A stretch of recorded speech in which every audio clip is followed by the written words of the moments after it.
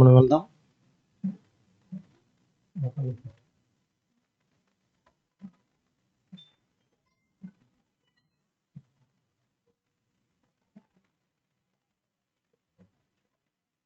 ఈరోజు మనం ఎటువంటి ఒక వాక్యధనంలో మనం కొనసాగించబోతున్నాం అని చూసినప్పుడు, దేవుని యొక్క ప్రణాళిక ప్రకారము యేసు ప్రభు వారి యొక్క మరణ దినాలను స్మరించుకునుచు ఆయన యొక్క పస్కాను అనుసరించడానికి మనల్ని మనము సిద్ధపరచినటువంటి తరుణం ముందు ఉన్నటువంటి కాలంలో ఉన్నాము. కాబట్టి ఈ యొక్క వాక్యదానం మనకి ఆత్మిక జీవితానికి ప్రయోజనకరంగా ఉండే భావనతో ఈ యొక్క వాక్యాన్ని మనం ముందుకు తీసుకొస్తున్నాము. సహోదరులు చదివిన విధంగా ఈరోజు మనము తోల అంటే అంశం మీద దేవుని యొక్క వాక్యాన్ని ధ్యానించుకుంటున్నాం. ఆధార వాక్యం మనం చదువుకున్నాం. సోదర ఈ యొక్క కీర్తనల గ్రంథము 22వ అధ్యాయము 6వ వాక్యం చదువుకునే విధంగా, నేను నరుడను కాను, నేను పురుగును, నరుల చేత నిందింపబడిన వాడను, ప్రజల చేత తృణీకరింపబడిన వాడను. ఇప్పుడు వాక్యం ఏం సెలవిస్తూ ఉంది? ఈ యొక్క వాక్యం ఎవరు రాసినారు? దీనికి గల ఉపోద్ఘాతం ఏమిటని ఒక నిమిషం మనం గమనించినప్పుడు మనకందరికీ తెలుసు. ఈ యొక్క వాక్యం రచయిత ఎవరు?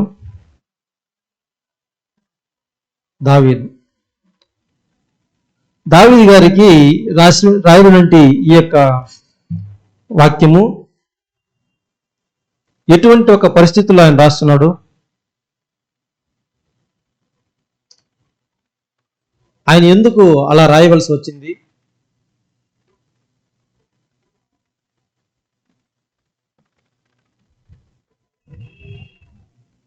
సరే,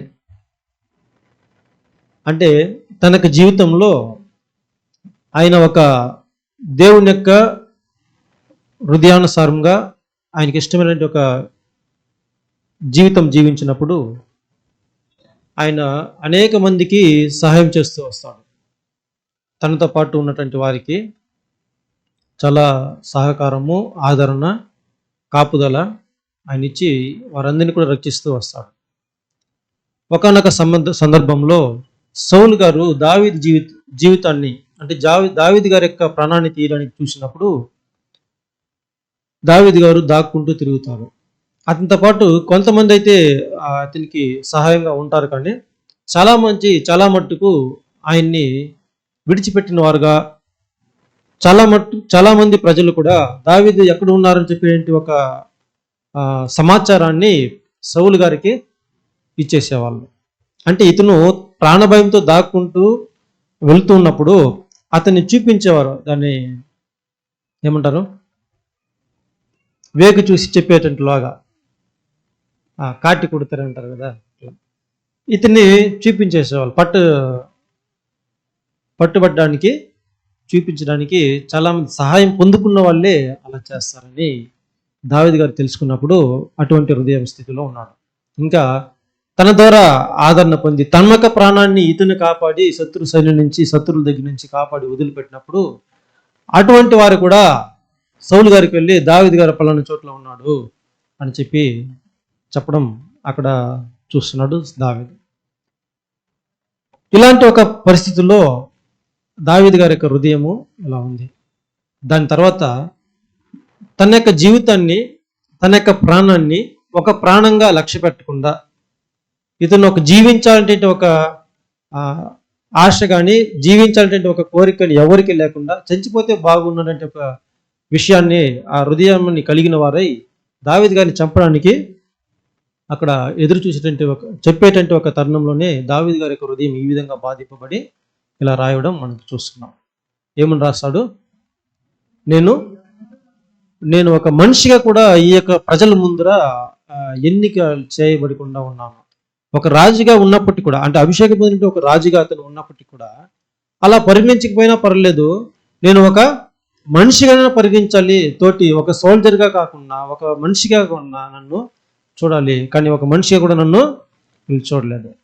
మరి నేను ఒక పురుగులుగా ఉన్నానని చెప్పిన విషయాన్ని మనం చూస్తున్నాం సోదరులారా. అప్పుడు ఎందుకు దావీదు గారు ఇలాంటి ఒక వాక్యాన్ని రాసినప్పటికీ కూడా ఇది యేసు ప్రభు గారికి పోల్చి మనం ఎలా చెప్పగలం? సరే, దావీదు గారి జీవితంలో జరిగినటువంటి సంఘటన ఇది. ఆయన రాసినటువంటి ఒక హృదయ స్థితిలో రాసినటువంటి ఒక వాక్యం ఇది.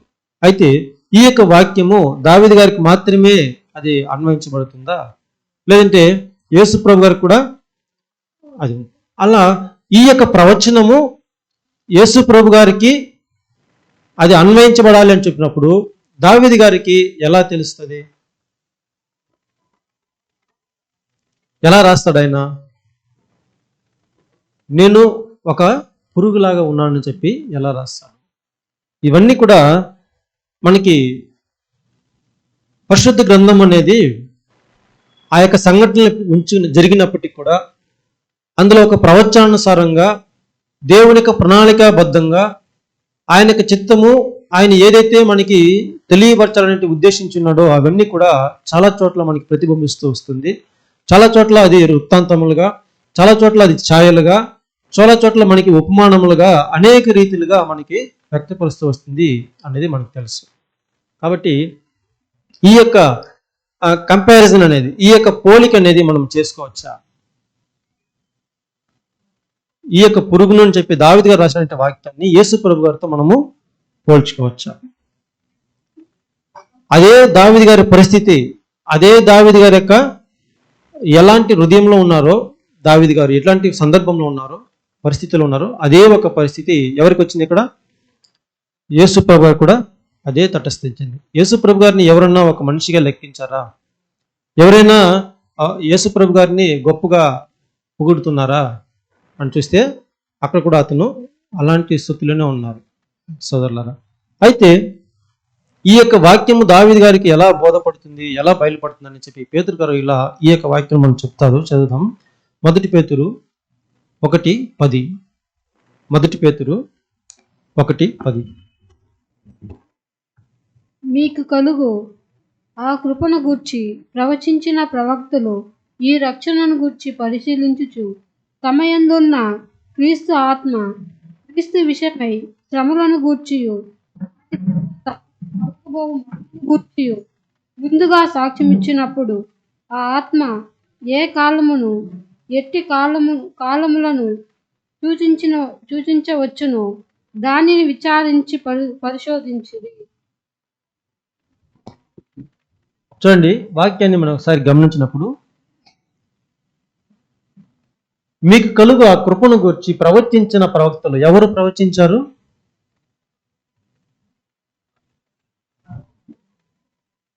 ఆ ప్రవక్తలు ఈ యొక్క రక్షణను గురించి, ఏ రక్షణ గురించి? వాక్యం మనం గమనిద్దాము. ఒక ప్రవక్త అయితే, ప్రవక్తలు చాలా మంది ప్రవచించారు. దేని గురించి? రక్షణ గురించి. ఆ యొక్క రక్షణ గురించి ఎవరు ప్రవచించారు? ప్రవక్తలు ప్రవచించారు. ఎలా ప్రవచించారంటే దాని గురించి వాళ్ళు పరిశీలిస్తూ ఉన్నారు. ఎలా ఎలా ఎటువంటి ఒక ఆత్మను కలిగి ఉన్నారు చూడండి, గమనించాలి. మీరు సమాధానం చెప్తే నేను క్రీస్తు ఆత్మను, సరే ఒక ప్రశ్న, క్రీస్తు ఆత్మ ఎక్కడ ఉందంట?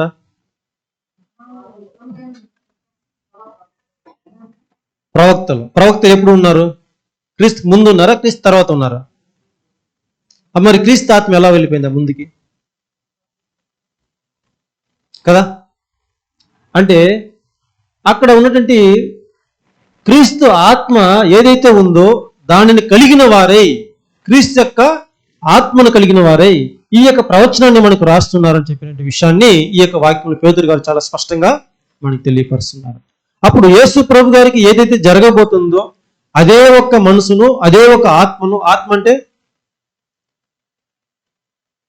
మరో చెప్పాలి బేసిక్ లెసన్,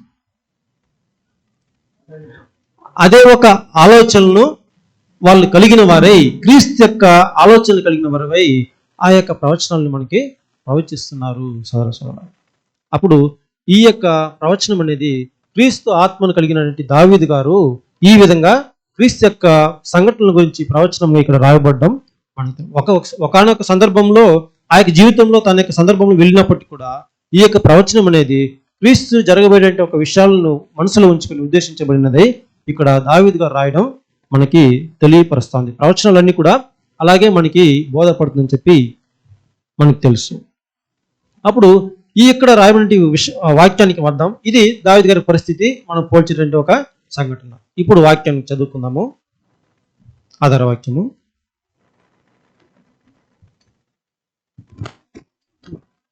నేను నరుడును కాను, నేను పురుగును, నరుల చేత నిందించబడిన వాడను, ప్రజల చేత తృణీకరింపబడిన వాడు. నేను ఎవరు కాదు.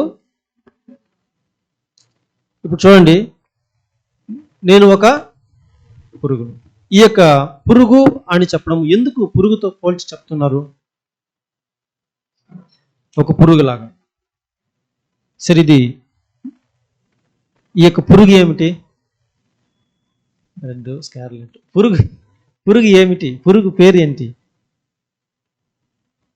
అందుకే మనం అంశం చెప్పినాము, మర్చిపోకూడదని చెప్పి ఆ యొక్క టైటిల్ పెట్టుకున్నాం. తోలా, TOWLA. ఆ యొక్క హెబ్రీ పదము మనం గమనించినప్పుడు మనకి ఈ విధంగా ఉంది. సోదరులారా, హెబ్రీ స్ట్రాంగ్స్ కంటెంట్లో 8439లో ఈ యొక్క పదాన్ని యొక్క విశ్లేషణ మనం గమనించవచ్చు. ఇది మనకి ఈ విధంగా మనకి వ్యక్తపరుస్తూ ఉన్నప్పటికీ కూడా దీని యొక్క ఈ యొక్క పురుగు గురించి మనము గమనిస్తే ఇది ఎలా ఉంటుంది, దీని యొక్క జీవిత చరిత్ర ఎలా ఉంటుంది, ఎందుకు ఈ పురుగుతోనే మనకి ఆ వాక్యం పొందికగా పోల్చబడుతుంది?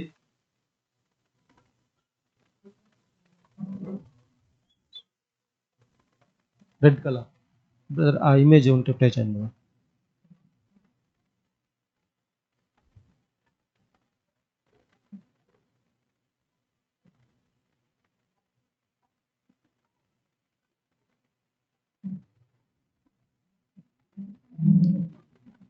చూడండి, ఈ యొక్క పురుగు అలా కనిపిస్తుంది మనకి.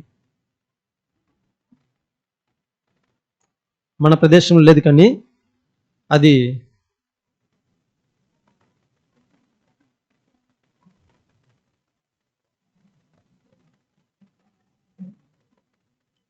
సరే, పురుగుని చూసుకున్నారా? ఇంక పాట అనుకుంటాం. ఈ యొక్క పురుగు గురించి మనం కొద్దిగా ధ్యానించిన తర్వాత ఇది ఏ విధంగా క్రీస్తుకు అన్వయించబడుతుందంటే విషయాలను మనం పరిశీలించుకున్నాం. దీనికి వివరణ మనం గమనించినప్పుడు ఇది ఇంగ్లీష్లో మనం గమనిస్తే వామన్ ఉంటుంది, అంటే పురుగునే ఉంటుంది. దీన్ని చరిత్ర అంటే దీని యొక్క జీవితంలో జరిగే సంఘటనలు కొన్ని ఆసక్తికరంగా ఉంటుంది. సోదరులు మనకి సులభంగా ఆ యొక్క ఇచ్చేశారు. క్రిమ్సన్ వార్మ్, ఇంకా స్కార్లెట్ వార్మ్, అలా మనకి తెలుస్తుంది.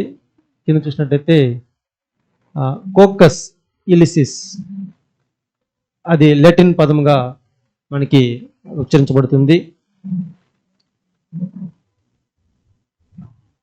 క్రిమ్సన్, స్కార్లెట్ అంటే ఒక కలర్లో మనకు అది వ్యక్తపరుస్తుంది అన్నట్టు విషయము మనం గమనిస్తున్నాం. సరే, ఈ యొక్క పురుగు ఈ యొక్క రంగులో ఉంటుంది అనేది మనకు ఒక దోహదపడుతుంది, తెలియపరుస్తుంది. దీని తర్వాత ఇది ఈ యొక్క పురుగు అనేది మగ పురుగు కాదు, అంటే ఇది రెండు జాతులు ఉంటుంది, మగ ఆడ అనేది అన్నిట్లోనూ. ఈ మనం తీసుకున్నట్టే ఈ యొక్క పురుగు ఫీమేల్. ఈ యొక్క ఆడ పురుగు అనేది ఒక గర్భం దాల్చిన తర్వాత అది పిల్లల్ని పట్టడానికి ముందు గుడ్లు అంటే గర్భం దాల్చినప్పుడు తన యొక్క కడుపులో ఉన్నప్పుడు ఇది ఒక చెట్టుని చూసి ఆ చెట్టుని ఎక్కి ఆ చెట్టుకి వెళ్ళి తన యొక్క నోటిని బాగా ఆ చెట్టులో కొరికి పెట్టుకొని ఉంటుందన్నమాట. ఆ చెట్టులో వచ్చే జిగురులో లోపలికి వెళ్ళి కొరికి ఆ యొక్క తలను చెట్టుకి బాగా గట్టిగా పట్టేస్తుంది. ఇంచుమించు మనకి గొంగళి పురుగులాగా మనకు తెలుసు, మనకు చూస్తుంటాం కాబట్టి అది మనకు ఒక ఆలోచన ఐడియా వస్తుంది. అప్పుడు చెట్టును బాగా కొరికి పెట్టుకున్న తర్వాత అది అక్కడే పొదిగి పిల్లలను పెడుతుంది చెట్టు మీద. చెట్టు యొక్క ఏమంటాము కాడ లేదంటే మొద్దులు. గర్భం ఎప్పుడైతే దాల్చిందని తెలిసిన తర్వాత అది అప్పుడు వెళ్ళి చెట్టు ఎక్కుతారు. అంటే ఇక ready to birth, giving birth. ఎప్పుడైతే అది ప్రసవ దినాలు నిండింది అనేటటువంటి ఒక విషయానికి వచ్చినప్పుడు, తెలిసినప్పుడు అప్పుడు వెళ్ళి ఆ చెట్టు ఎక్కుతారు. ఇంకొక ఆసక్తికర విషయం ఏమిటంటే అది చెట్టుని ఎక్కిన తర్వాత ఇంక మీద దిగదు. ఒకసారి చెట్టు ఎక్కితే మళ్ళీ జీవితంలో దిగదు. ఒకసారి బర్త్ ఇచ్చిన తర్వాత అంటే జననం అయిన తర్వాత పిల్లలకి అది జన్మ ఇచ్చిన తర్వాత అది ఇక మీదట బ్రతకదు. కాబట్టి ఇలాంటి విశ్లేషణమైన ఒక జీవి, దాని పేరే మనం చూస్తున్నాము తోళ్ళ. ఇంకా కూడా మనం చూసినప్పుడు అది తనకు తెలుసు తాము చనిపోతున్నానని చెప్పి, తనకి బాగా తెలుసు చనిపోతున్నానని చెప్పి వెళ్ళి ఆ చెట్టు నుంచి ఇక మీదట ఆ శరీర భాగము రాకుండా బాగా దానికి అటాచ్ చేస్తాడు. ఆ పొదిగినటువంటి పిల్లలు తన యొక్క ఆ శరీరం పైన లోపల వచ్చి కవచంలాగా అది కప్పి ఆ పిల్లల్ని కాపాడుతుంది వేరే జీవుల దగ్గర నుంచి, అది సంరక్షించబడాలని చెప్పి. అలా సంరక్షించబడిన తర్వాత చాలా పిల్లలు దాని నుంచి వచ్చి అలా పొదిగి తనకు సంతానాన్ని ఉత్పత్తి చేసిన తర్వాత ఆ యొక్క జీవి అక్కడే చనిపోతుంది చెట్టులోని చెప్పి మనం చూస్తున్నాం. ఇది ఆ యొక్క జీవికి ఉందంటే ఒక ప్రత్యేకత. ఇలాంటి జీవినే తీసుకొని ఇలా ఆ యొక్క శరీర భాగాన్ని తీసుకొని దాన్ని ఎలా అందులో నుంచి రంగు తీస్తారు, కలర్ తీస్తారని చూస్తే ఆ యొక్క జీవిని తీసుకొని ఆ యొక్క పర్టికులర్ సీజన్లో పర్టికులర్ చెట్టు మీద ఏం చెట్టు చెప్పాము, ఓక్ ట్రీని చెప్పాము. ఓక్ ట్రీని చెప్పి మెన్షన్ చేశారు. ఆ యొక్క చెట్టుకి మాత్రమే అది వెళ్ళి అది అలా ఖర్చుకుని ఉంటుంది అతకబడినదిగా. అందులో నుంచి తీసినటువంటి ఈ యొక్క పురుగులు అన్నీ కూడా తీసి బాగా డ్రై చేసి ఇంకా కూడా ఎండబెట్టి, ఆల్రెడీ ఆ చెట్లోనే మ్యాక్సిమం చనిపోయి ఉంటుంది, అంటే ఎండిపోయి ఉంటుంది. దాన్ని తీసి బాగా ఎండబెట్టిన తర్వాత దాన్ని బాగా దంచుతారు, పౌడర్ చేస్తారు. పౌడర్ చేసి ఆ యొక్క పౌడర్ని తీసుకుని వెళ్ళి మరలా బాగా మరగబెడతారు. మరగబెట్టిన తర్వాత మరగబెట్టిన నీటిలో అది బాగా వేసి ఆ పౌడర్ని కలిపి బాగా మరిగిన తర్వాత ఏ యొక్క దుస్తులకి రంగు వేయాలో దాన్ని ముంచెత్తితే ఆ యొక్క రంగు దానికి వస్తుంది. ఈ ప్రాసెస్ అనేది చాలా లాంగ్ ప్రాసెస్, శ్రమ ప్లస్ సమయము రెండింటిని కూడా తీసుకునే ఒక ప్రక్రియగా ఉంది. కాబట్టి చేయబడినటి లేదంటే నేయబడినటి ఆ యొక్క వస్త్రం యొక్క విలువ చాలా ఖరీదు. ఇంతవరకు మనకి ఒక ఐడియా వచ్చింది అనుకుంటా. అర్థమైందా? ఇంకేదో డౌట్ ఉంది ఇందులో?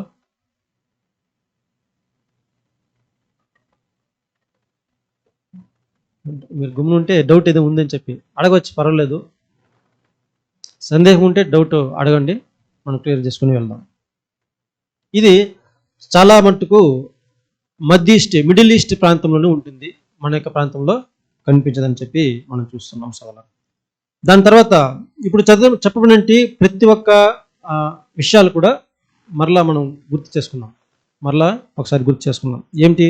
ఇది ఒక ఫీమేల్, ఇది గర్భ ప్రసవానికి ముందు జీవం ఇచ్చేటువంటి సందర్భంలోనే అది చెట్టు ఎక్కాలని చెప్పి చెట్టుని వెతుక్కుంటూ వెళ్తుంది. అలా చెట్టుని వెతుక్కుంటూ వెళ్ళిన తర్వాత చెట్టుకి అది బాగా మూతిని ఖర్చుకొని బాగా ఇంక మీదట తిరిగి రాకున్నట్లు బాగా ఖర్చుకొని ఉంటుంది, అతకబడిందిగా అది బాగా స్టిక్ అయిపోతుంది. దాని తర్వాత పిల్లల్ని కాపాడడానికి అక్కడే అది ప్రసవం ఇచ్చి అది ఎగ్ ఫామ్ చేసి ప్రసవాన్ని ఇచ్చి అక్కడే తన జీవాన్ని విడిచిపెట్టేస్తుంది. దాని తర్వాత ఆ పిల్లలకి అక్కడ తన శరీరాన్ని కూడా కవచంలాగా పెట్టి కాపాడిన తర్వాత అది చనిపోతుంది. దాని తర్వాత అటువంటి ఒక శరీరం నుంచి ఆ శరీరాన్ని తీసి, అంటే ఆ యొక్క పురుగుని తీసి బాగా డ్రై చేసి దంచి బాయిల్ చేసి దాంట్లో కలర్ని డై చేస్తారని చెప్పే విషయాన్ని మనం ఇప్పుడు ఇంతవరకు తెలుసుకున్నాం. ఇంకే దీంట్లో ఏమన్నా డౌట్ ఉందా? ఓకేనా, కొనసాగిద్దామా?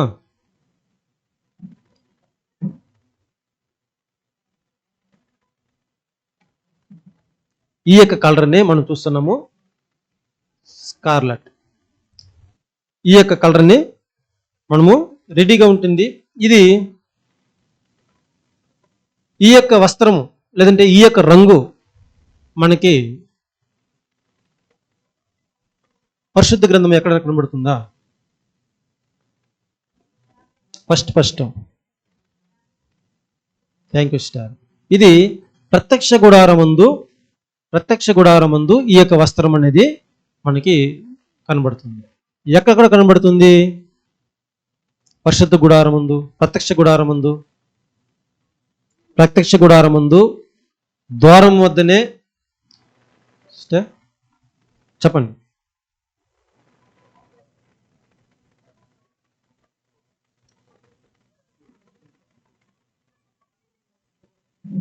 ఎక్కడ ఉంటుందని చెప్పి ట్యాబర్నికల్ స్టడీలో మనకి వచ్చి ఉంటుంది. మర్చిపోయింటాం, ఒకసారి మరలా గుర్తు చేసుకుంటాం. ఆ యొక్క ప్రత్యక్ష గుడారమందు మొట్టమొదటగా ప్రత్యక్ష గుడారం అంతటికి అంటే పరిశుద్ధ స్థలానికి, అతి పరిశుద్ధ స్థలానికి ఒక లేయర్ ఉంటాయి. ఎన్ని లేయర్లు ఉంటుంది? 3. మొట్టమొదటి లేయర్ ఏమిటి? 4 లేయర్స్లో బుక్లో కాపీ చేస్తారు త్వరగా. కానీ ఫస్ట్ లేయర్ వచ్చేది మనకి ఈ యొక్క స్కార్లెట్, అంటే ఆ పర్పుల్ మనకి పేరులో అట్లా వస్తుంది. మనకి బైబిల్ పదం వచ్చి స్కార్లెట్ అని చెప్పి మనకి తెలియపరిచింది. అదే క్రిమ్సన్ లేదంటే స్కార్లెట్. ఈ యొక్క రంగు ప్రత్యక్ష గుడారంలో నేయబడింది, ఆ యొక్క వస్త్రం వేయబడింది. సరే, ఈ యొక్క ప్రత్యక్ష గుడారంలో వేయబడిన ఒక విషయము ఒకసారి లోపలికి ఎంటర్ అయిన వెంటనే ఒక ప్రత్యక్ష గుడారంలో మనకు కనబడేది ఏమైనా సరే ఈ యొక్క రంగుతోనే మనకి ప్రజ్వలిస్తుంది. ఆ దీపమైనా సరే, ధూపమైనా సరే.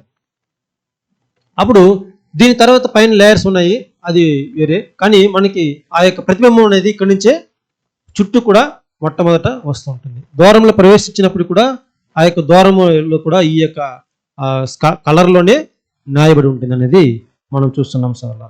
ఇదన్నీ కూడా మనకు తెలుసు కాబట్టి నేను ఫాస్ట్గా స్కిప్ చేస్తున్నాను. దీని తర్వాత మనం గమనించినప్పుడు ఆ ప్రత్యక్ష గుడారంలో పనిచేసే యాజకులకి ఆ డ్రెస్సులో రొమ్మును దట్టి ఒకటి కట్టుకుంటారు, దాన్ని ఏమంటాము? ఏపోదు. అది కూడా ఈ యొక్క కలర్లోనే నాయబడి ఉంటుంది. దాని తర్వాత మామూలు తెల్లని అంగి కింద, ఏపోదు కింద దానిమ్మ పండు లాంటి ఏం చేస్తుంటారు? దానిమ్మ పండు లాంటి పేరేం చెప్తారు దాన్ని? సరే, దానిమ్మ పండు అనుకుందాం. డిజైన్ చేసి ఉంటారు దానిమ్మ పండు లాగా, అది కూడా ఈ యొక్క కలర్లోనే ఉంటుందని చెప్పి మనం చూస్తున్నాం. సరే, ఇలా ఈ కలర్ని, ఈ యొక్క రంగుని ఎందుకు ప్రత్యక్ష గుడారంలో ఈ విధంగా ఉపయోగించబడాలి?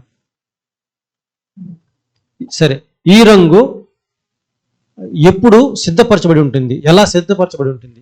ఎందుకు ఈ రంగుని చూజ్ చేసుకున్నారు? ఎక్కడి నుంచి ఇది వచ్చి ఉంటుంది? నిర్గమకాండం 26వ అధ్యాయం ఈ యొక్క ఎక్కడెక్కడ ఉపయోగించబడిందని చెప్పే విషయాలన్నీ కూడా మనకు ఉంటుంది ఈ యొక్క రంగు గురించి. సరే, ఒక నిర్గమకాండం 35వ అధ్యాయం 23వ వాక్యం చదువుకుందాం. నిర్గమకాండం 35:23. మరియు నీల ధూమ్ర రక్తవర్ణములు, సన్ననార మేక వెంట్రుకలు, ఎర్ర రంగు వేసిన పొట్టేళ్ల తోలు, సముద్ర వత్సల తోలు, వీటిలో ఏవి ఎవరి యొద్ద నుండునో వారు వాటిని తెచ్చిరి. ఎక్కడి నుంచి వచ్చిందంట? ఆన్సర్ ఇచ్చేసాను. ఆన్సర్ ఇచ్చి కూడా క్వశ్చన్ అడుగుతున్నాను. ఐగుప్తు నుంచి. ఎక్కడి నుంచి? ఐగుప్తు నుంచి వాళ్ళు బయలుదేరి వచ్చేటప్పుడు ఏమేమి తీసుకున్నారు?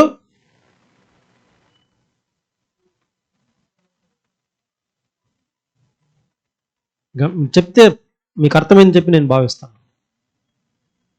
వాక్యం చూసి చెప్పేసేయండి, పర్వాలేదు. ఏమేమి తెచ్చుకున్నా చూడండి. నీల ధూమ్ర రక్త వర్ణములు, అది మనకి కనబడుతుంది సోదరులారా. తర్వాత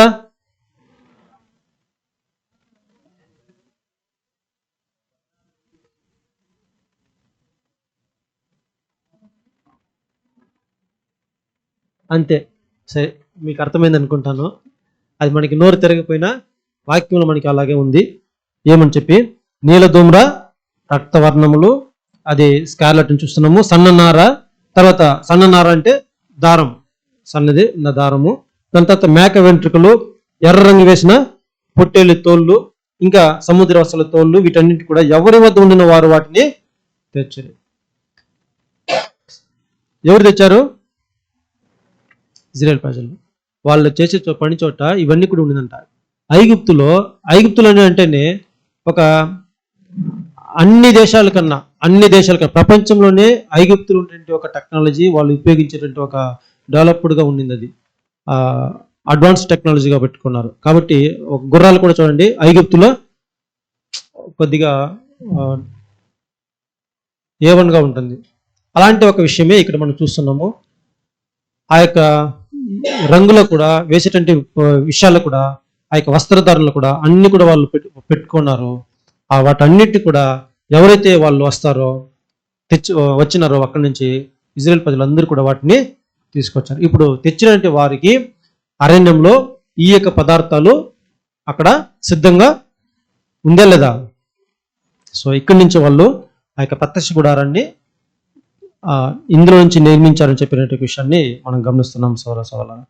దాని తర్వాత మనం చూస్తున్నాము, చదివారు సిస్టర్ 25 చదివారా? 25 చదవండి. మరియు గల స్త్రీలందరూ తమ చేతులతో వడికి తాము వడికిన నీల ధూమ్ర రక్త వర్ణములు గల నూలును, సన్ననార నూలును తెచ్చిరి. చూడండి, ఇక్కడ ఎవరు వచ్చారంట? ఏ స్త్రీలు? అవునా? అంటే వివేక హృదయం గల స్త్రీలు. ఎందుకు వివేక హృదయం గల స్త్రీలు? ఆ యొక్క నూలు తెచ్చుకున్నారు. దానిని ఫుల్ డిజైన్ చేయాలి. ఫుల్ డిజైన్ చేసి అక్కడ నూలు నుంచి వస్త్రాన్ని నేయాలి. వస్త్రాన్ని నేయాలంటే ఏం కావాలా? టైలర్ కావాలా? ఇక్కడ మనం భాషలో చెప్పాలంటే ఆ విధంగా అక్కడ ఆ యొక్క తమకి చేతులతో తాము వడికినట్టు నీల ధూమ్ర రక్త వర్ణము గల నూలును, సన్ననారులను వాళ్ళు తెచ్చు. అలాంటి నేసేటువంటి ఒక స్త్రీలు, స్కిల్డ్ ఫీమేల్ ఉమెన్స్, లేదంటే స్కిల్డ్ ఉమెన్స్ అక్కడ ఉన్నారని చెప్పి మనం చూస్తున్నాము. వారి ద్వారా దాన్ని స్పిన్ చేసి దానిని రెడీ చేస్తారని చెప్పి చూసాం. అక్కడి నుంచి దాంట్లో ఎవరైతే నేర్పగలిగిన వారో అటువారు నూనె నుంచి ఈ వస్త్రాన్ని తయారు చేశారని చెప్పినట్టు విషయాన్ని మనం గమనిస్తున్నాం. ఇందులో ఒక ప్లస్ పాయింట్ ఏమిటంటే, ఆ నూనె నుంచి వస్త్రం చేయొచ్చు. వస్త్రం చేసిన తర్వాత ఆ వస్త్రం నుంచి నూనెని కూడా తీసేయచ్చు. అర్థమవుతుందా? ఇప్పుడు ఒక వస్త్రం ఉంటుంది, వస్త్రం చేయాలంటే నూనెతో నేయాలి. నేసిన తర్వాత ఆ వస్త్రం నుంచి నూనెని బయటకు తీసేయచ్చు. మళ్ళీ ఆ యొక్క నూనెలోనే మరొక వస్త్రము నేయవచ్చు. మనం చూస్తున్నాం, ఒక క్లాత్లో ఒక పోగులు పెట్టి లాగితే మొత్తం క్లాత్ అంతా వచ్చేస్తుంది. ఆ నూనెని బట్టి మళ్ళీ ఏం చేయొచ్చు? ఇంకొక వస్త్రము డిజైన్ చేయొచ్చు అనేది ఇందులో మనం చూస్తున్నాం సోదర. ఇంకా మనం చూసినట్లయితే 35 వాక్యం చదవండి సిస్టర్. అందులోనే క్షమించాలి, 12:30 చదవండి సిస్టర్. నిర్గమకాండము 12:35. ఇశ్రాయేలీయులు మోషే మాట చొప్పున చేసి ఐగుప్తీయుల యొద్ద వెండి నగలను, బంగారు నగలను, వస్త్రములను అడిగి తీసుకొనిరి. ఇక్కడ చూడండి, వీటన్నిటిని కూడా వాళ్ళు అడిగి తీసుకున్నప్పుడే ఈ యొక్క వాల్యుబుల్ చెప్పాం కదా, ఈ యొక్క వస్త్రం ఏదైతే ఉందో అది చాలా ఖరీదైనది. ఈ యొక్క వస్త్రాలను కూడా వాళ్ళు అక్కడి నుంచి తీసుకొచ్చారు. అలా తీసుకొచ్చిన నూలుని వీళ్ళన్నింటి కూడా నేసి ఇక్కడ ఒక డిజైన్ చేసి ఈ యొక్క ప్రత్యక్ష గుడారంలో వాళ్ళు చేస్తున్నారు అనేది మనం చూస్తున్నాం సోదరులారా. ఇప్పుడు ఆ ప్రత్యక్ష గుడారం ఈ యొక్క రంగు దేన్ని ప్రతిబింబిస్తుంది? దేనికి ఒక ఛాయగా ఉంది? గుడారం అంటే ఎవరు? గుడారం అంటే ఎవరు? వాక్యము 1 కొరింథీయులు 3వ అధ్యాయము 16వ వాక్యం చదువుదాం.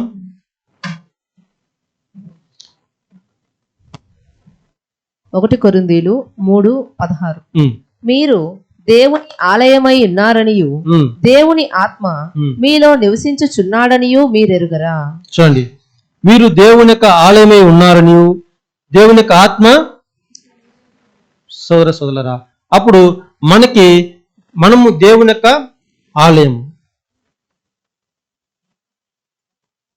అప్పుడు మన యొక్క హృదయం ఎలా ఉండాలి? ఈ గుడారము మనమే దేవుని యొక్క ఆలయంగా ఉన్నాము.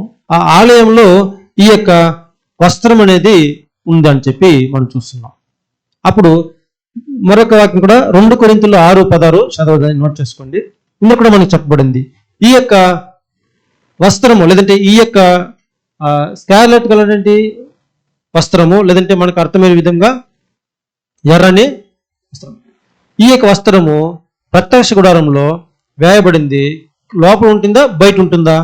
అంటే కనబడే విధంగా ఉంటుందా లోపల ఉంటుందా? ఫస్ట్ లేయర్ ఎప్పుడు వస్తుంది? లోపల ఉంటుంది, అది కదా. లోపలికి వెళ్ళిన తర్వాత లోపలే మనకి కనబడుతుంది. బయట సముద్ర వత్సలతోలు అలా బ్లాక్ కలర్ లో మనకు కనబడుతుంది. సో ఇది లోపల ఉండడం దేన్ని సూచిస్తా ఉంది? ఇప్పుడు మనం చూద్దాం ఆ కంపారిజన్. ప్రత్యక్ష గుడారము అనేది ఎవరు? ఆలయం అనేది మనమేం చూసుకున్నాము.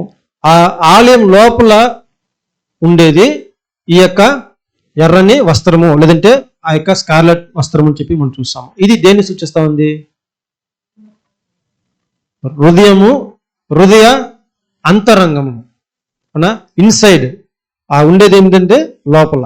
ఈ మనకి వాక్యం చూసినట్లయితే హెబ్రీలు 9:14 మనకి ఈ విధంగా చెప్పబడుతుంది. హెబ్రీ 9:14 చదువుదాం.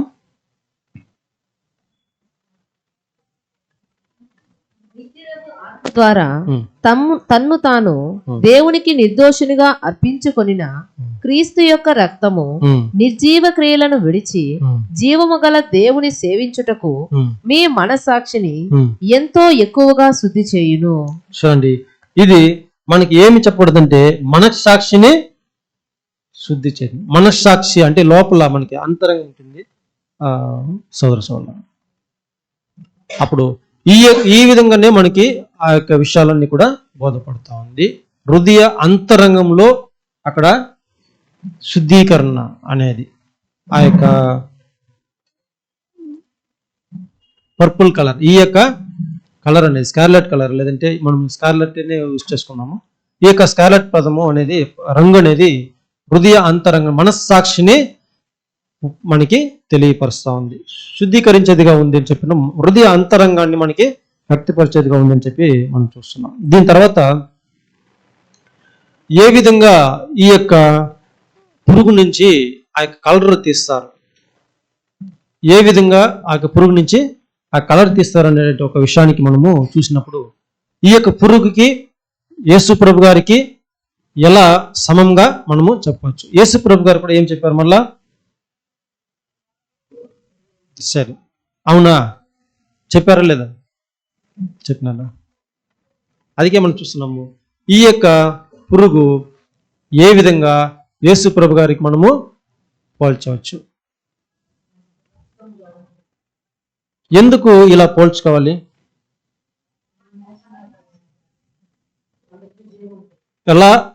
ఎలా ఈ పురుగు యేసు ప్రభు గారికి మనం అన్వయించబడుతున్నాము, అందులో నుంచి ఏ విధంగా ఆ యొక్క కలర్ అనేదాన్ని తీసి వాళ్ళు ఉపయోగిస్తారు అనేటువంటి ఒక విషయాన్ని మాత్రం మనము ఈరోజు మనం ధ్యానించుకున్నాం. ఇప్పుడు ఆ యొక్క పురుగు యేసు ప్రభు అని చెప్పి ఎలా చెప్పగలం?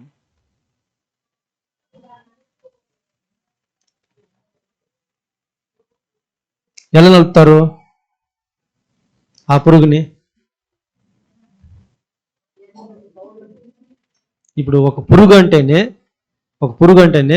ఒక కాలుతో నలిపేస్తామని అనుకుందాం. ఒక కాలుతో ఇక్కడ పురుగు ఉంది, కాళ్ళ పక్కన పెడతామని చెప్పి అనుకుంటారా? సరే, ఇక్కడ పురుగు ఉంది, దీన్ని కాపాడాలని చెప్పి అనుకుంటారా? ఇక్కడ పురుగు ఉంది కాబట్టి అది ఒక ప్రాణంగా పరిగణలోకి తీసుకుంటారా? దానికి ఎవరన్నా వాల్యూ ఇస్తారా, రెస్పెక్ట్ ఇస్తారా పురుగుకి? లేదంటే ఆ పురుగుకి ఏమన్నా అయ్యో నొప్పేస్తుంది, తొక్కేస్తున్నామే, లేదా చనిపోతుంది, అరస్తా ఉందని చెప్పి ఏమన్నా ఫీల్ అవుతారా? ఒక పురుగు చనిపోతే దాన్ని ఏ విధంగా చూస్తారు? గొప్పగా, లేదంటే దానికి ఏదైనా వెళ్తా ఉందంటే ఒక సహాయం చేసే విధంగా మనసు ఎవరు కలుగుతుందా? ఇప్పుడు యేసు ప్రభు గారు కూడా ఇదే ఒక సిచ్యువేషన్ తన యొక్క జీవితంలో కూడా ఏ విధంగా తమ యొక్క జీవితం కొనసాగించున్నట్టే, మొట్టమొదటిగా ఆ పరిసయ్యులు సద్దూకయ్యుల యొక్క చూపులు ఏ విధంగా ఉంది ఆయన యొక్క జీవితం అంటే ఎలా చూశారు? మీరు ఎలా పుట్టారు అంటే యేసు ప్రభు గారిని నువ్వు ఎలా పుట్టావు, నీ యొక్క జీవితం ఎంత అని చెప్పి ప్రశ్నిస్తారు. చాలా ఒక దారుణంగా, ఒక అవమానకరంగా వాళ్ళు ప్రశ్నిస్తారు. నువ్వు ఎవరికి పుట్టావు? నువ్వు వడ్రంగి కుమారుడువు, నువ్వు మరియా కుమారుడు. అంటే నువ్వు చీపెస్ట్, అన్నిటికన్నా నువ్వు చిన్న చూపు చూస్తారు. చిన్న చూపు చూసి అతన్ని హేళన చేస్తారు. దాని తర్వాత తల్లి తన పుట్టిన విధానాన్ని గురించి అవమానపరుస్తూ అతన్ని ప్రశ్నిస్తారు. దాని తర్వాత మనం చూసినప్పుడు ఈ విధంగా వాళ్ళు ఆ యొక్క బోధనలు కానీ, ఆ యొక్క అతను చెప్పేటువంటి మాటలను కానీ, తనకి జీవితం ఎటువంటి ఒక విషయాలు కూడా చేయనీయకుండా, తనకి మంచి పేరు రాకుండా, తనకి ఎక్కడ ప్రజలందరూ కూడా మరుగుపడి అంటే తన వెంబడి వెళ్ళి తనను మర్చిపోతారనే విషయంలో ఎవరిని కూడా అతన్ని ఎప్పుడు కూడా గొప్పగా మాట్లాడరు. 1-2 తప్ప. దాని తర్వాత మనం చూస్తున్నాము ఇలాంటి వాళ్ళ చూపులోనే అతన్ని వారి యొక్క చూపు యేసుక్రీస్తు మీద ఈ విధంగానే వాళ్ళకి ఉందండి. ఇంకా కూడా మనం వెళ్ళినట్టయితే తన చుట్టూ ఉన్నటువంటి ప్రజలు ఎవరైతే సరే ఈ పరిచయలు తీసుకుని వెళ్ళి రాజు దగ్గర అప్పగించినప్పటికీ కూడా రాజు దగ్గర ఉన్నటువంటి సోల్జర్స్ కానీ, అతను పనిచేసినటువంటి ఒక సేవకులు కానీ ఎవరైనా యేసు ప్రభు గారిని గొప్పగా చూశారా? ఇతను ఏదో ఒక నీతిమంతుడిగా ఉన్నాడు, లేదంటే ఒక సాధారణ ఒక మనిషిగా నన్ను పరిగణలోకి తీసుకున్నారా?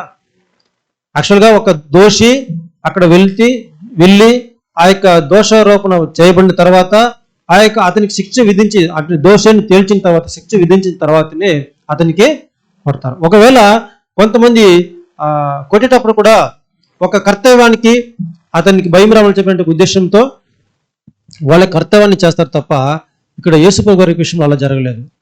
అక్కడ ఎంతమంది సోల్జర్స్ ఉన్నారో ఎంతమంది సేవకులు ఆ యొక్క రాజు భవనంలో పనిచేస్తారో వాళ్ళందరూ కూడా వచ్చి అక్కడ ముందు నిలుచుకొని ఎవరు బలము, ఎవరు కొడితే అతను చాలా సఫర్ అవుతాడో అని ఎదురు చూస్తూ కొట్టారు అనే విషయాన్ని మనం చూస్తాం. అంటే ఆ యొక్క పనిచేసే సేవకుల చూపులో కూడా యేసు ప్రభు ఒక జీవిగా అక్కడ కనపడలేదంటే విషయాన్ని మనం చూస్తున్నాం సార్లు. దాని తర్వాత తనకి చుట్టూ ఉన్నటువంటి ప్రజలు, ఎంతో సహాయాన్ని పొందుకునే ప్రజలు, మేలును పొందుకునే ప్రజలు, స్వస్థతను పొందుకునే ప్రజలు, వాళ్ళందరూ కూడా యేసు ప్రభువుని ఒక గొప్పగా చూశారా? ఎలా చెప్పగలము? పిలాతు వచ్చారు, అక్కడ ఎవరు ఒక వ్యక్తిని ఈ పక్క నిలబెట్టాడు, మరొక పక్క యేసు ప్రభు గారిని నిలబెట్టారు. మీకు ఎవరు కావాలి? మీ యొక్క రాజు, లేదంటే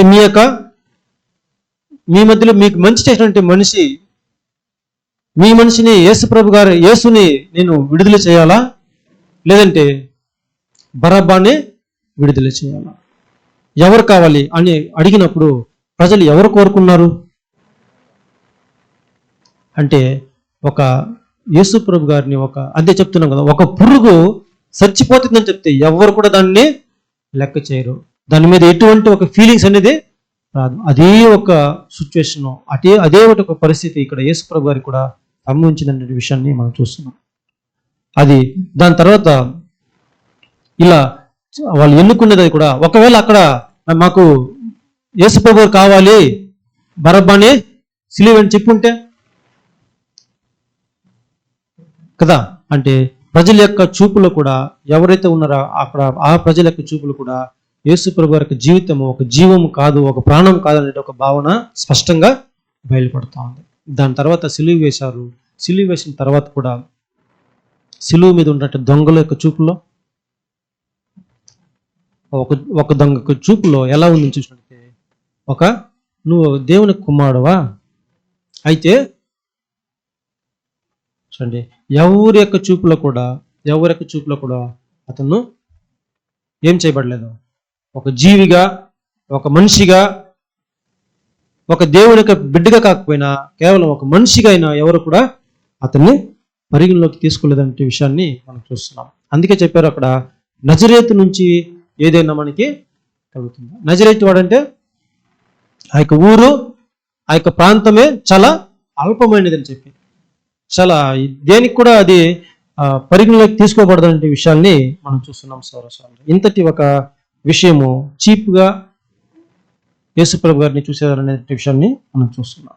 దీని తర్వాత మనం చూసినప్పుడు సోదరులారా, అక్కడ సిలువ మీద ఉన్నప్పుడు బాటసారులు ఎవరైతే ఆ త్రోవను వెళ్ళి వస్తుంటారో వాళ్ళందరూ కూడా చూసి చాలా ఏం చేస్తారు, మనం చదువుకున్నాం, ఈరోజు పాట పాడుకున్నాం కదా, తలలో ఊపి వీక్షించి త్రిప్పిరి అలా తిప్పుకొని వెళ్ళిపోయినారు. అంటే ఎవరన్నా అయ్యో ఒక మనిషి మంచి చేశాడు, ఇట్లాంటి మంచి వ్యక్తి, నీతిమంతుడు, ఇది దేవుని కుమారుడు, మనకెన్నో మేలు చేశాడు, సహాయం చేశాడని చెప్పి ఒక హృదయం కలిగి ఉంటే అక్కడ అలా రాయబడిందా? ఎటువంటి ఒక ఫీలింగ్స్ లేదు. ఇంకా ముందు వేసి ఇంకా వెనకాల తిరిగి చూడకుండా వెళ్ళిపోయేటువంటి ఒక పరిస్థితి ఉన్నారు. అలాంటి ఒక సిచ్యువేషన్స్ లోనే యేసుప్రభు గారు ఉన్నారు. సోదరులారా, అప్పుడు ఒక పురుగుని ఏ విధంగా నలపడానికైనా లేదంటే చంపడానికైనా అడ్డంగా తొలగించడానికైనా ఆలోచించకుండా చేస్తారో అదే ఒక పరిస్థితి ఇక్కడ యేసుప్రభు గారు కూడా జరిగిందనే విషయాన్ని మనం చూస్తున్నాం. సోదరులారా, అప్పుడు ఈయన ఇలా చావడానికి, ఇలా చనిపోవడానికి ఆయన ఎంత ఉన్నతమైనటువంటి స్థానం నుంచి తన్ను తాను ఎంతగా తగ్గించుకున్నాడో, తన్ను తాను ఎంతగా అల్పమైన వాడుగా చూపించుకున్నాడో, ఎంతగా ఆ యొక్క స్థానం మళ్ళా ఈ యొక్క అల్పమైనటువంటి వారు ఆయన ఎందుకు పైనుంచి కిందికి వచ్చారంటే, ఈ యొక్క అల్ప జనాంగము లేదంటే ఈ యొక్క నిర్జీవ జనము ఎవరైతే ఉన్నారో ఈ యొక్క ప్రజలు, నా యొక్క ప్రజలు మరలా ఉన్నతమైన స్థానానికి వెళ్ళాలి అని చెప్తే, నేను ఆ ఉన్నతమైన స్థానాన్ని విడిచిపెట్టి ఈ యొక్క స్థానానికి నేను రావాల్సి ఉంది అని చెప్పినట్టు ఉద్దేశం యేసుప్రభు గారు కలిగి ఉన్నారు.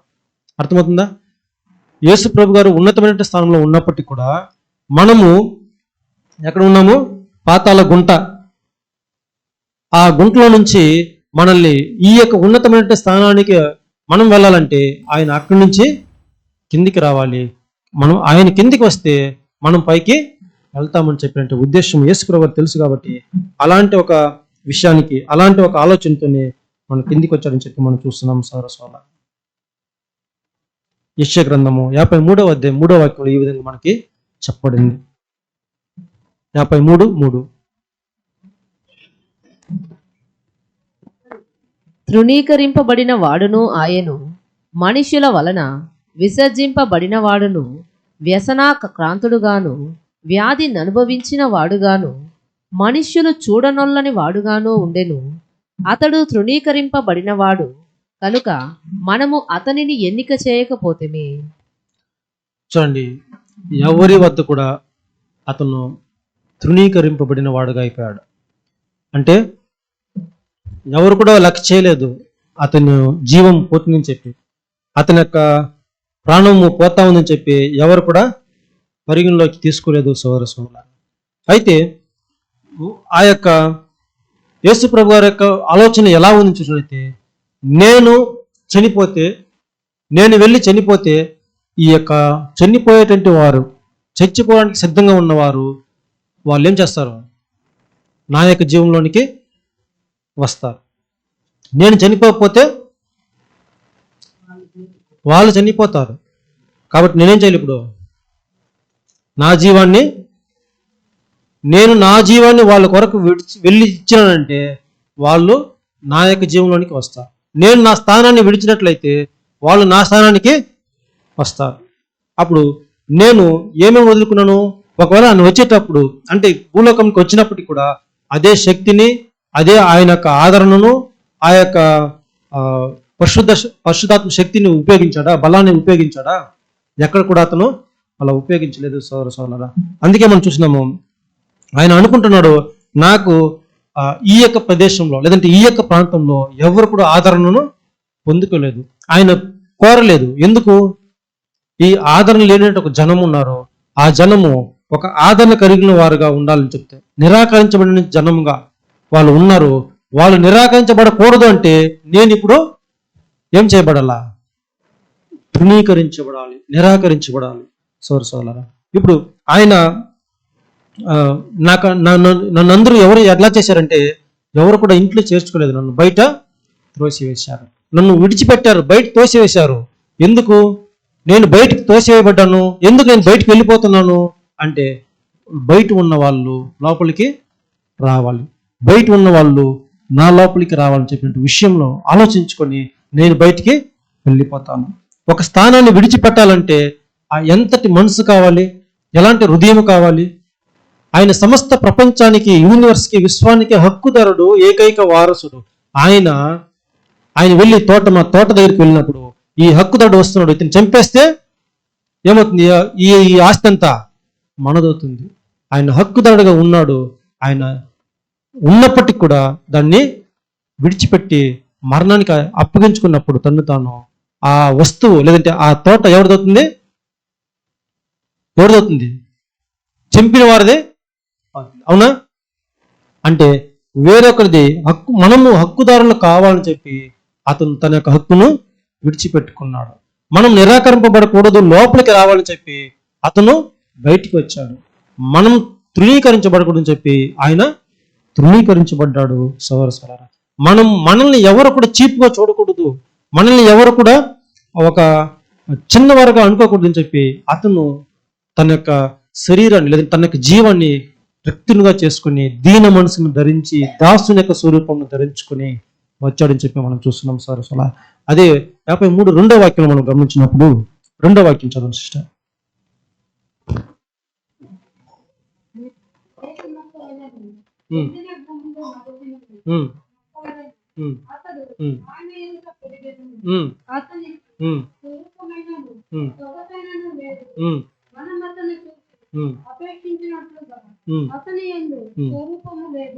చూడండి సోదరులారా, ఈ వాక్యంలో మనకి రాయబడింది, అక్కడ ఏం చేయబడిందంటే, ఆయన లేత మొక్క వలె, ఎండిన భూమిలో మొలిచిన మొక్క వలె. మనము ఎండిపోయిన భూమిలో ఉన్నాము, మోడుబారిన భూమిలో ఉన్నాము.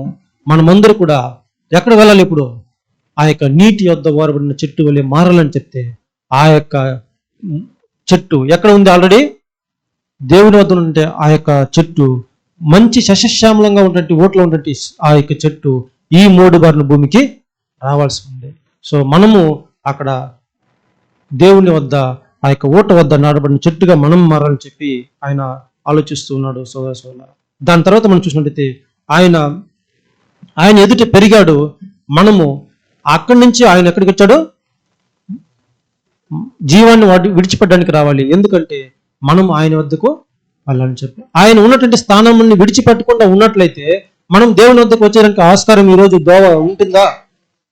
కాబట్టి నేను వెళ్ళినట్లయితే ఇక్కడ ఈ స్థానాన్ని నేను విడిచిపెడితే వాళ్ళు ఈ స్థానంలోకి వస్తానంటే ఆలోచన విడిచిపెట్టారు సోదరా. అక్కడ మనం చూసినప్పుడు ఎవరు కూడా ఆయన ప్రజలందరినీ కూడా లేదంటే నాయక ప్రజల్ని ఒక రూపు రావాలి, నాయక ప్రజలకి ఒక సొగసు రావాలి, నాయక ప్రజలకి ఒక అందం రావాలని చెప్పి తన యొక్క అందాన్ని, తన యొక్క శరీరాన్ని, తన యొక్క స్వరూపాన్ని అతను కోల్పోయాడు, పోగొట్టుకున్నాడు అనేటువంటి విషయాన్ని మనం గమనిస్తున్నాం సోదరా. కాబట్టి ఇంత కూడా చూసినట్లయితే అతనికి ఎటువంటి ఒక సంరక్షణ లేదు, ఎటువంటి సంరక్షణ అతను కోరుకోలేదు. ఒకవేళ నేను అడిగితే, నేను ఇప్పుడు నాకు తండ్రి నాకు సహాయం చేయమని అడిగితే నా కొరకు సమ్ లేగియన్స్ని పంపిస్తాడు, కానీ నేను అడగలేదు. నాకు తండ్రి చిత్తం నెరవేర్చడము చాలా ప్రాముఖ్యం అని చెప్పే విషయాన్ని మనం చూస్తున్నాం సోదరా. అతను ఈ యొక్క భూలకు వచ్చిన తర్వాత కోరుకొని ఉంటే అతనికి ఎంత పెద్ద అంతఃపురము లేదంటే ఎంత వైభోగమైన జీవితము అతను జీవించుండొచ్చు. కానీ అలా జీవించలేదు. ఎందుకు? అతను ఈ యొక్క ప్రదేశంలో మనము ఒట్టిగా జీవించినప్పుడు నా యొక్క ప్రజలు ఆ యొక్క అంతఃపురము జీవించడానికి ఆస్కారం ఉన్నటువంటి విషయాన్ని అతను ఆలోచించుకొని అక్కడ అలా జీవించాడని చెప్పి మనం చూస్తున్నాం. చాలా మందికి ఆ యొక్క వాక్యం మనకు తెలుసు కాబట్టి చెప్తున్నాం. ఆకాశ పక్షులకు గూడు కలవు, నక్కలకు బురియలు కలవు, కానీ మనిషి కుమారునికి సోదరులారా ఇలాంటి ఒక మనస్తత్వం కలిగిన యేసుక్రీస్తు మనసును మనము గమనిద్దాము సోదరులారా. దాని తర్వాత అతను ఒక తల్లిగా పర్టికులర్గా ఆ ఇజ్రాయెల్ ప్రజల ప్రాంతంలో ప్రవేశించినప్పుడు ఉన్నప్పుడు ఆయన ఒక తల్లిగా అందరినీ కూడా పిలిచాడు, తను కాపాడని చెప్పి చూశాడు. అనేక వాక్యములు దేవుని యొక్క విషయాలన్నీ కూడా తెలియపరిచే వాళ్ళని రక్షించాలని చెప్పి చూశాడని చెప్పి మనం చూస్తున్నాం. కోడి తన యొక్క పిల్లలను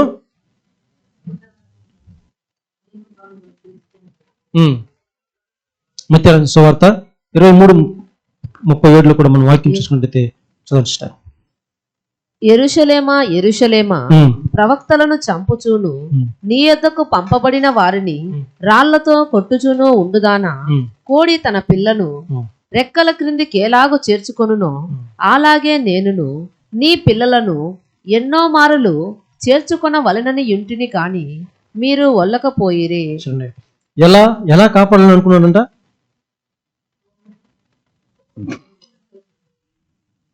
ఎందుకు ఇక్కడ కోడి అని చెప్పడింది? ఆ యొక్క స్వభావం ఎందుకు అలా చెప్పబడిందని చూసినట్లయితే తనకి పిల్లలన్నిటిని కూడా కోడి ఏం చేస్తుందంట? రెక్కల కింద కాపాడుతుంది. ఏదైనా ఒక అపాయం వస్తుందని చూసినట్లయితే మొట్టమొదటి ఎవరికి రావాలి? కోడికి రావాలి. అవునా? పైన గద్ద వచ్చినా ఏమొచ్చినా ఏదైనా పని పడినా కూడా వెంటనే అది ఏం చేస్తుంది? రెక్కలతో కప్పేస్తుంది. అప్పుడు మొట్టమొదటి దెబ్బ తినేది ఎవరు? కోడి. అవునా?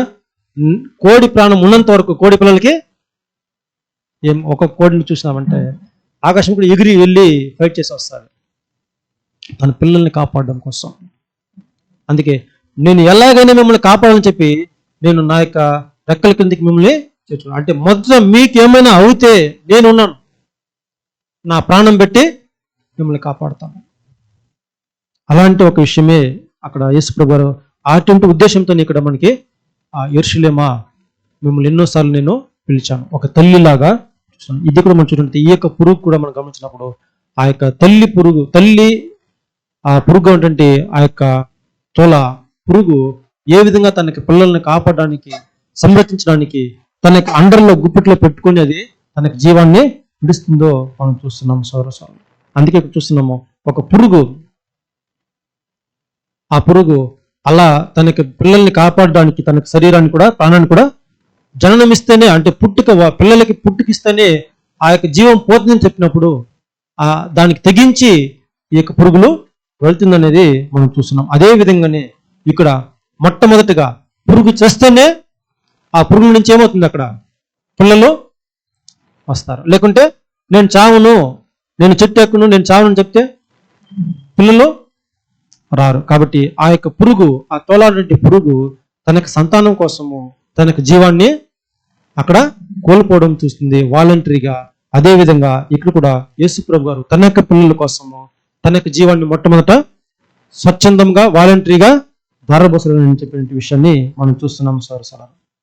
అప్పుడు ఏ విధంగా ఆ పురుగు చెట్టును వెతుక్కుంటూ వెళ్ళిందో, ఎప్పుడైతే తనకు సంతానం అయ్యిందని చెప్పి ఎప్పుడు ఈ యొక్క మాట చెప్తాడు యేసుప్రభు గారు?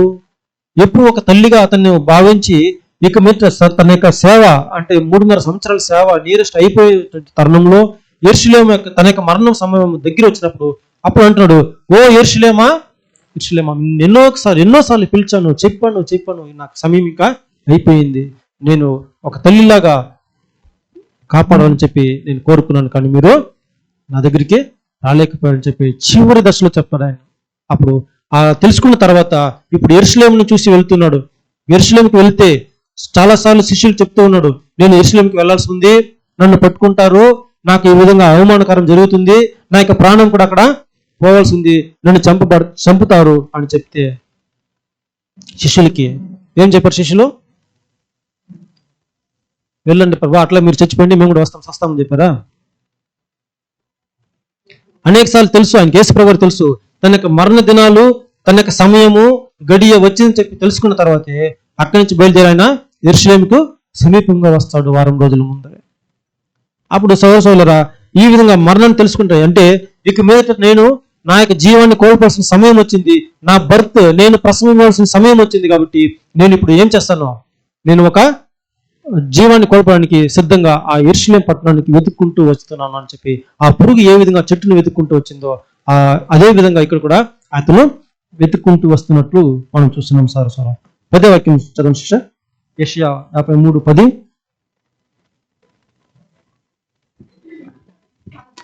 నలుగగొట్టుటకు యెహోవాకు ఇష్టమాయను, ఆయన అతనికి వ్యాధి కలిగజేసను, అతడు తన్ను తానే అపరాధ పరిహార బలిగా చేయగా అతని సంతానమును చూచును. సిస్టర్ చాలు, అది ఇంగ్లీష్ లో చదవండి సిస్టర్. మరి సరే, తెలుగులో మనకు అర్థమైపోతుంది. తన్ను తాను అపరాధ పరిహారార్థ బలిగా తన జీవాన్ని కోల్పోయిన తర్వాత తనకు సంతానం అనేది ఏమవుతుందంట, దాన్ని చూస్తుంది. ఆ సంతానం అనేది ఉత్పత్తి అవుతుంది అనే విషయాన్ని ఈ యొక్క వాక్యం నుంచి మనము గమనిస్తున్నాం. సోదరులారా, ఇంగ్లీష్ కూడా మనకి వేరే పదం ఉపయోగించారు, చదవండి sister. Yet it pleased the Lord to bruise him, he hath put him to grief. When thou shalt make his soul an offering for sin, he shall see his seed, he shall prolong his days, and the pleasure of the Lord shall prosper in his hand. Okay, ఇక్కడ మనకు కూడా English కూడా మనకి సీడ్ని ఇచ్చారు. సరే, సంతానమైన సెవి మనం అర్థం చేసుకుందాం. అప్పుడు తనకి సంతానము ఎప్పుడైతే ఆ పురుగు తనకి సంతానం కోసం జీవాన్ని కోల్పోతుందో తెలుసుకొని, ఆ విధంగా ఇక్కడ కూడా యేసు ప్రభు గారు తన యొక్క సంతానం కోసము తన యొక్క జీవాన్ని కోల్పోవడానికి వచ్చాడని చెప్పిన విషయాన్ని మనం చూస్తున్నాం.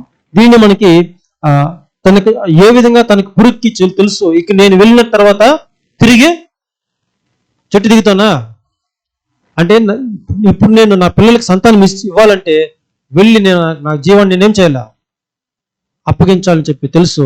ఇక తిరిగి రానని తెలుసు. అదే యేసు ప్రభువుగా నేను వెళ్తాను, ఇంక తిరిగి రాను, నేను రాను కాబట్టి పేతురు నా మందను చూసుకొని చెప్పి అప్పగించి ఆయన వెళ్ళడం మనం చూస్తున్నాం. సోదరులారా, అప్పుడు తన యొక్క జీవము పోతని చెప్పి పురుగుకు తెలుసు. ఇక్కడ యేసు ప్రభు గారు కూడా తెలుసా తెలీదా? తెలుసు. ఇప్పుడు పేతురు గారు మనకి ఈ విధంగా మనకు రాస్తున్న చదువుదాము. పేతురు 1 పేతురు 2:24 చదువుకుందాం.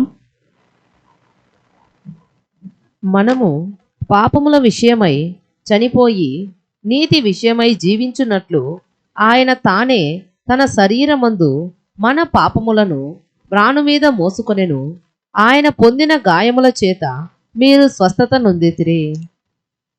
ఓకే, ఇప్పుడు మనం చూడండి, ఆ పురుగు ఏ విధంగా మాను వెళ్ళి వెతుక్కొని మానుకు ఆయన హక్ చేసుకునిందో, అంటే స్టిక్ చేసుకునిందో, అదే విధంగా ఇక్కడ కూడా ఏం రాయబడింది, ఆయన తానే స్వచ్ఛందంగా తన శరీరమందు మన పాపములను రాణు మీద మోసుకొని, ఆమె చనిపోయింది మాను మీదనా చిలువ మీదనా? సరే, దీని మీద ఇంకో సబ్జెక్ట్ తీసుకుందాం. కాబట్టి ఇక్కడ మన ట్రాన్స్లేషన్ చక్కగా ఇచ్చారు కాబట్టి రాణు మీద ఆయన మోసుకొని, అప్పుడు ఆయన పొందిన గాయముల చేత మనము స్వస్థత. అప్పుడు ఆ పురుగు ఏ విధంగా మాను మీదకి ఎక్కి తనను ఆ యొక్క సిలువ ఆ మ్రాణుకి ఏ విధంగా అయితే అది స్టిక్ చేసుకునిందో, అదే విధంగా యేసు ప్రభువు ఇక్కడ సిలువ మాను మీదకి ఎక్కి తానే వెళ్ళి అక్కడ ఏం చేశాడు, జీవాన్ని కోల్పోయాడు. సరే, యేసు ప్రభు తానే వెళ్ళిపోయారా, ఎవరిని తీసుకెళ్ళి వేశారా? ఇలా ప్రశ్నిస్తే చాలా కష్టం కదండి. సరే, ప్రశ్నలు వద్దు, మనం వెళ్ళిపోదాము. అదే వాడేంటి తానే తను అనుకున్నట్టు ఎక్కడైనా కూడా ఎప్పుడు ఎక్కడ ఏం మాట్లాడితే ఆ యొక్క యెరూషలేము దేవాలయంలో వెళ్ళి ఇక్కడ మాట్లాడితే నా యొక్క జీవానికి అపాయం ఉంది, ఇక్కడ మాట్లాడితే ఈ యొక్క అంశాన్ని తీసుకొని డిస్కస్ చేస్తారు, నాకు మరణదండ కలుగుతుంది, ఇక్కడ మాట్లాడితే నేను మాట్లాడకూడదు, ఇక్కడ మాట్లాడితే మాట్లాడాలి, అనేటువంటి ఉద్దేశం కలిగి చక్కగా తన యొక్క జీవాన్ని తానే అప్పగిస్తున్నాడు. సరే, అలా వెళ్ళిన తర్వాత తన జీవాన్ని వాలంటీర్గానే ఇచ్చుకున్న తర్వాతే మనం చూస్తున్నాం సహోదరులారా. అలా ఏం చూస్తున్నాం, ఆ శరీరం మీద మాను మీద ఆ యొక్క పురుగు వెళ్ళి తనకి జీవాన్ని వెళ్ళడానికి పట్టుకునింది. ఇక్కడ కూడా యేసు కూడా వెళ్ళి సిలువ మీద మేకుల ద్వారా స్థిరంగా పట్టబడని చెప్పిన విషయాన్ని చూస్తున్నాం సహోదరులారా. అప్పుడు ఆ మేకులతో ఎందుకు కొట్టాలి? తిరిగి వచ్చేస్తాడా?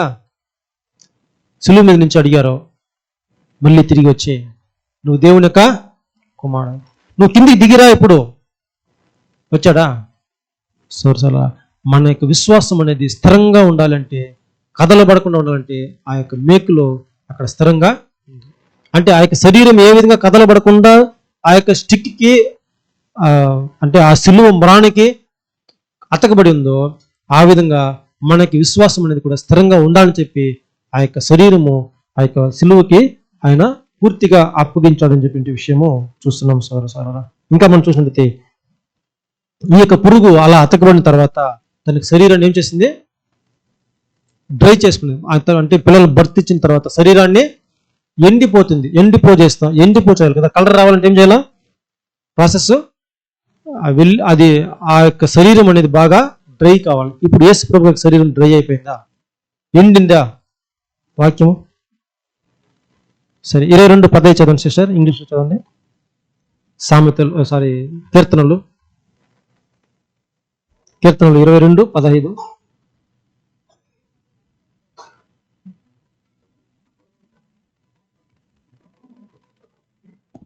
కీర్తనలు 22:15. నా బలము ఎండిపోయి చిల్ల పెంకు వల్ల ఆయను. ఎలా అయిపోయిందంట? చిల్ల పెంకు ఎలా ఏమైంది? ఆయన యొక్క బలము పూర్తిగా ఎండిపోయిందండి. ఎలాగైతే ఈ పురుగు వస్తుందో అదే విధంగా ఆయనకు బలం మొత్తము ఎండిపోయింది. అలా ఎండిపోయిన తర్వాత ఎందుకు దాహం అడిగాడు? ఒకవేళ ఆ యొక్క శరీరానికి దాహం తీర్చుకుంటే ఇంకా అది తడిగా ఉంటే ఏం కావాలా?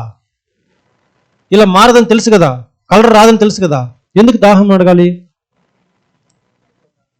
సోదరులారా, అక్కడ నా యొక్క శరీరం అనేది పూర్తిగా ఎండిపోయిందని చెప్పడానికి అక్కడ దాహం అని కూడా ఆ యొక్క ప్రవచనం మనకి వ్యక్తపరుస్తూ ఉంది. అంటే శరీరంలోకి మీద నాకు ఏం లేదు, ఇంకా నా బలము, నా యొక్క మొత్తము రక్తం కూడా మొత్తం కార్చబడాలి.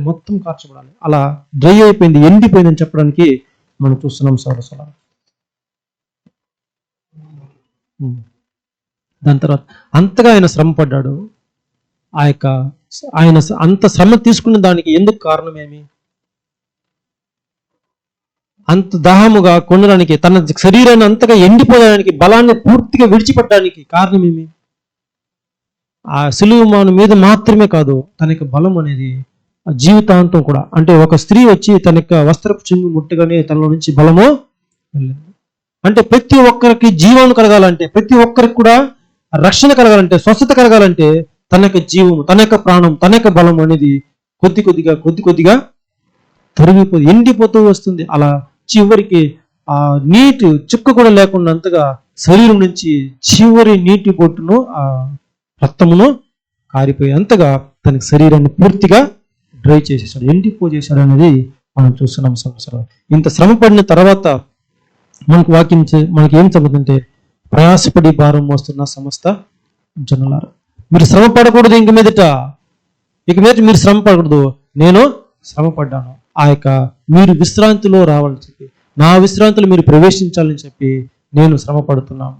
మనకందరికీ కూడా ఆ విశ్రాంతికి ఒక ఆస్కారం ఇవ్వబడింది, అంటే అవకాశం ఇవ్వబడింది అని చెప్పి చూస్తున్నాం సోదరులారా.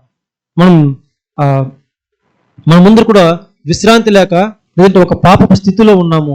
మీరందరూ కూడా పాపపు స్థితిలో ఉండకుండా పరిశుద్ధులుగా ఉండాలని చెప్పి నేనేం చేస్తున్నాను? కూడా పాపిగా మారిపోతున్నాను. మీ యొక్క పాప భారం, అంటే పాపం చేయలేదు ఆయన, మన యొక్క పాప భారము ఆయన మీద మోపబడుతుందని చెప్పిన విషయాన్ని మనం చూస్తున్నాం.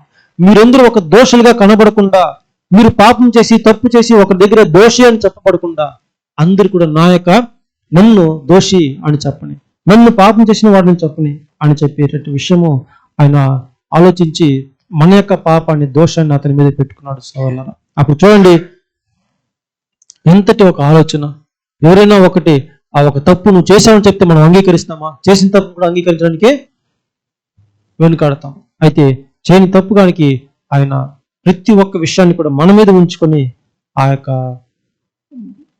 మన యొక్క భారాన్ని, మన యొక్క పాపాన్ని, మన యొక్క దోషాన్ని, మన యొక్క అతిక్రమలన్నిటి కూడా ఆయన మీద ఉంచుకొని ఆయన తాను యొక్క మరణాన్ని, తన యొక్క జీవాన్ని, మన కోసము జీవాన్ని పోగొట్టుకుంటున్నానంటే ఆయన యొక్క మనస్సు ఎలా ఉందో చూడండి. అపోస్తలుడైన పౌలు గారు ఈ విధంగా మనకి చెప్తున్నారు ఆయన యొక్క మనసు గురించి. అదే క్రీస్తు కలిగిన మనసుని మీరు ధరించుకోండి. సో ఆయన ఏ విధంగా నలగొట్టబడ్డాడు, ఎందుకు నలగొట్టబడ్డాడు? ఆ విధంగా తనకి సంతానము రావాలని చెప్తే మనం ఉదాహరణ చూసినట్లయితే ఈ యొక్క మనం చూసుకున్నట్టు ఈ పాత్రలో ఉన్నది ఆ యొక్క ద్రాక్ష రసంలో ఉన్నది. ఆ యొక్క ద్రాక్ష పళ్ళు ఎలా చేయబడాలి? పూర్తిగా జ్యూస్ రావాలంటే పూర్తిగా నల్లగొట్టబట్టాలని చెప్పిన విషయాన్ని మనం చూస్తున్నాం. సంవత్సరం ఇప్పుడు ఇది వరకు మనము ఈ యొక్క పురుగు ఎండిపోయేసింది మాత్రం వచ్చినాము. ఎండిపోయిన తర్వాత ఏం జరుగుతుంది? ప్రాసెస్ చెప్పాను కదా, కలర్ వచ్చే ప్రాసెస్ చెప్పాను. ఎండిపోయింది. ఇప్పుడు ఇంటికి పూర్తిగా ఎండిపోయింది. పురుగు ఎండింది, యేసుప్రభు కూడా ఎండిపోయారు. ఇంకా దాని తర్వాత ప్రాసెస్ పూర్తిగా దంచబడాలి. సౌరసౌర సరే, ఇప్పుడు దంచబడిందా లేదా యేసుప్రభు గారు? ఎలా చెప్పగలం దంచబడ్డారని? కరోడాలు దబ్బులు అదే మనం చూస్తున్నాము. ఆ పాప భారం మొత్తమే ఆయన మీద వచ్చింది. పాప భారం అంటే మన పాపము, మన యొక్క శాపము అన్ని కూడా అతని మీద పెట్టడం వల్ల అతనికి పూర్తి భారము కలిగింది, ఫుల్ భారం కలిగింది. ఆ భారము ఒక్కసారిగా తన యొక్క శిరస్సు మీద పడినప్పుడు తను భరించలేనిటివి భారముగా మన యొక్క పాపాలన్నీ కూడా మారింది. అప్పుడు ఒక్కొక్కరి యొక్క పాపము ఒక్కొక్క కేజీ అనుకుంటే ప్రపంచ ప్రజలందరి యొక్క పాప భారం ఎంత ఉండాలి? అన్నిటిని కూడా ఆయన భరించాలంటే ఆయనకి ఎంత శక్తి ఉండాలి? అవునా? ఆ యొక్క పాపం అనేది ఆయన పరిశుద్ధుడే, కానీ మనం పరిశుద్ధులుగా కావాలని చెప్పి ఆ యొక్క శిక్షను, ఆ యొక్క న్యాయ తీర్పును, ఆ యొక్క దండనను, ఆ యొక్క భారాన్ని అతను మోసుకున్నాడు.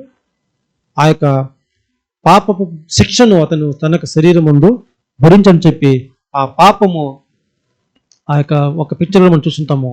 ఆ పాప భారాన్ని అతని మీద పెట్టుకుంటాడు, మనల్ని తేలిగా చేసి ఉంటాడు. సౌరసౌర కాబట్టి ఇలా ఆ పాప భారం ఆయన మోసి తీర్చాడని చెప్పి మనం చూస్తున్నాం. అంటే నల్లగొట్టబట్టాడు బాగా. సౌర చెప్పిన విధంగా కోడాలతో అన్నిటి కూడా ఆయన శిక్షను అనుభవించి ఈ విధంగా పాపాన్ని భరించాడని చెప్పి మనం చూస్తున్నాం. దాని తర్వాత ప్రాసెస్ ఇంకోటి ఉంది. ఏం చేయాలా? వాటర్లో బాగా బాయిల్ చేయాలి. బాయిల్ చేయాలంటే ఏం కావాలా? నిప్పు కావాలా. అది బాయిల్ చేయడం లేదంటే న్యాయ తీర్పు దేవుని యేసుప్రభు మీద రావడం మనం చూస్తున్నాం. న్యాయ తీర్పుకి ఆయన ఒకవేళ దేవుని యొక్క కోపము, ఆ నిప్పు అంటే దేవుని యొక్క కోపము మన మీద, మన యొక్క పాపల నిమిత్తము మన మీద వచ్చింటే మనం ఎలా ఉంటాం? ఆయన కోపానికి తాళకున్నవాడు ఎవడు? ఆయన ఉగ్రత ముందు నిలబడినవాడు ఎవడు? అంటే ప్రతి ఒక్కటి కూడా మనం గమనించినప్పుడు సౌలరా ఇక్కడ దేవుని యొక్క కోపము, దేవుని యొక్క న్యాయ తీర్పు అనేది మన మీద రాకుండా అది ఆయన ముందు వచ్చి ఆయన మీద వేసుకున్నాడు. అప్పుడు దేవుని యొక్క ఉగ్రత అనేది ఎవరి మీద వెళ్ళింది? అక్కడ డైరెక్ట్గా యేసుప్రభు గారి మీదకి వెళ్ళింది. ఎందుకు అలా వెళ్ళిపోయింది? ఎందుకు వెళ్ళింది? ఆ యొక్క తీర్పు వస్తే మనం ఆ యొక్క తీర్పు వచ్చిన దానివల్ల మనం మారుతామంటే ఖచ్చితంగా ఆ తీర్పుని నేను భరించుకుంటాను, ఆ శిక్షను నేను భరించుకుంటాను చెప్పిన విషయం యేసుప్రభు గారు రావడం వల్ల ఆ శిక్షను తాను భరించుకొని మనకి ఒక మారు మనసు పొందడానికి, లేదంటే మనకు జీవాన్ని కలిగించడానికి తాను శిక్షను పొందుకున్నాడు. ఆ యొక్క దండన తీసుకుంటాం ఎందుకంటే మనం మరలా శుద్ధీకరణ పొందుకోవాలని చెప్పి, మనం పరిశుద్ధతను పొందుకోవాలని చెప్పి తాను అక్కడ యేసుప్రభు దేవుని వద్ద నుంచి ఆ యొక్క ఉగ్రతను, దండనను తీసుకున్నాడు అని చెప్పి మనం చూస్తున్నాం. దేవుని వద్ద నుంచి వచ్చిన న్యాయ తీర్పును ఆయన పొందుకున్నాడు. మనం నీతిమంతులుగా నిర్దోషులుగా నిలబడాలని చెప్పిన విషయాన్ని మనం చూస్తున్నాం సోదరులారా. ఇప్పుడు యేసుప్రభు గారి మనసు ఎలా ఉందంటే, సంఘానికి ఏమన్నా అవుతే మొట్టమొదట నాకు అదేం కావాలా, నాకు కలగాలి. అంటే సంఘం మీద ఏదైనా ఒక అపాయం వస్తే అది నేను ఉన్నాను, నాకు మొట్టమొదట అది కలగాలి, సంఘానికి ఏం కాకూడదు, కలగకూడదు అంటే ఉద్దేశము మనం చూస్తున్నాం సోదరులారా. ఇంకా మనం చూసినప్పుడు ఇవన్నీ కూడా చూసినప్పుడు యేసుప్రభు గారు గారి యొక్క మనసుని మనం గమనించినప్పుడు సంఘంని కాపాడాలి, సంఘాన్ని కాపాడాలి. అప్పుడు ఇంకొక విషయం మనం గమనిస్తే ఆయన ప్రార్థన చేస్తారు కదా. ఎక్కడికి ప్రార్థన చేస్తాడు? ప్రార్థన మనకు తెలుసు కాబట్టి గెత్సెమనే తోటలో ప్రార్థన చేస్తాడు. ఏమని? ఒక పాయింట్ మాత్రం తెలుసు మనకి, చెప్పండి. ఓకే, అదొక పాయింట్. ఇంకొక పాయింట్,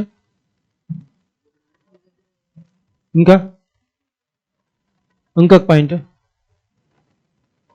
ఎవరి కోసం ఆయన ప్రార్థిస్తాడు అనేది. అప్పుడు నేను నువ్వు ఏ విధంగా ఏకంగా ఉన్నామో వీళ్ళు కూడా దేవునికి, యేసుప్రభు గారికి ఒకే ఒక కోరిక అండి. ఆ కోరికని అక్కడ విజ్ఞాపన పెట్టాడు. నువ్వు ఏ విధంగా ఏకంగా ఉన్నామో వీళ్ళు కూడా మనతో పాటు ఏకంగా ఉండాలని చెప్పారంటే విషయము సోదరులారా. అయితే ఆయన ఎలాంటి ఒక పరిస్థితిలో ఉన్నాడంటే, మనం అందరి ప్రార్థనలు వినడా? మనందరి ప్రార్థనలు విని దానికి తగినంగా ప్రతిఫలం ఇస్తాడు, దానికి తగిన విధంగా ఆ యొక్క నెసెసరీని తీరుస్తాడు, దానికి అనుకూలంగా ఆయన స్పందిస్తాడు. అయితే యేసుప్రభు కోరికను ఒకే ఒక కోరిక, మనము ఆయనతో పాటు ఏకంగా ఉండాలని చెప్పి. దానికి మనం ఎంతవరకు సహకరిస్తున్నాము సంఘంగా? అర్థమవుతుందా ప్రశ్న? మన అందరి యొక్క శ్రమలు లేదంటే మన అందరి యొక్క కోరికలను తీర్చడానికి యేసుప్రభు గారు ముందుకు వచ్చారు. ఇప్పుడు యేసుప్రభు గారి యొక్క కోరికను తీర్చడానికి మనం ఎంతమంది ప్రయాసపడుతున్నాం సిస్టర్? యేసుప్రభు కోరిక చిన్న కోరిక, ప్రార్థన కోరిక.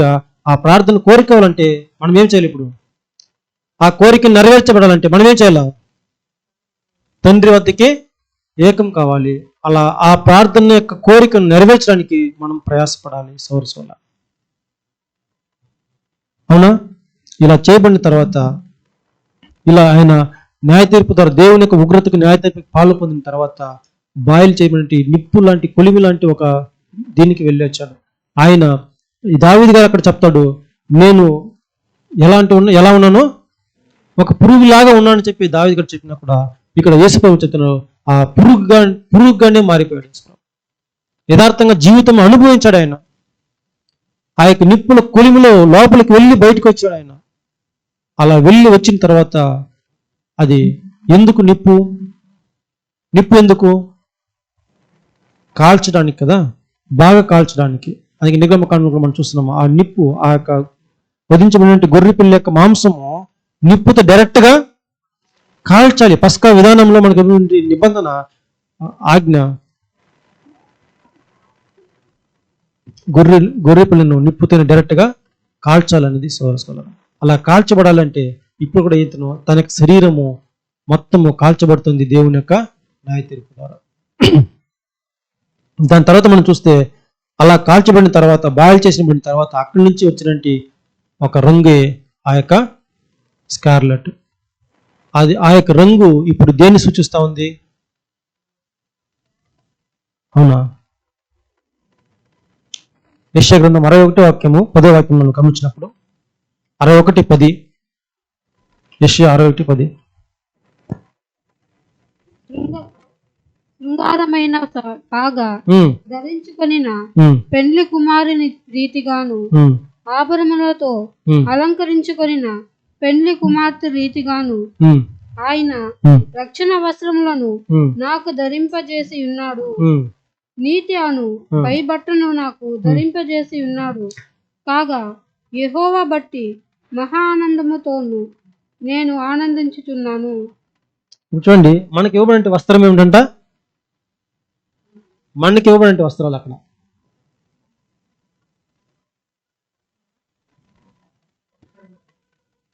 అదే చెప్పండి, వస్త్రాల పేరు చెప్పండి.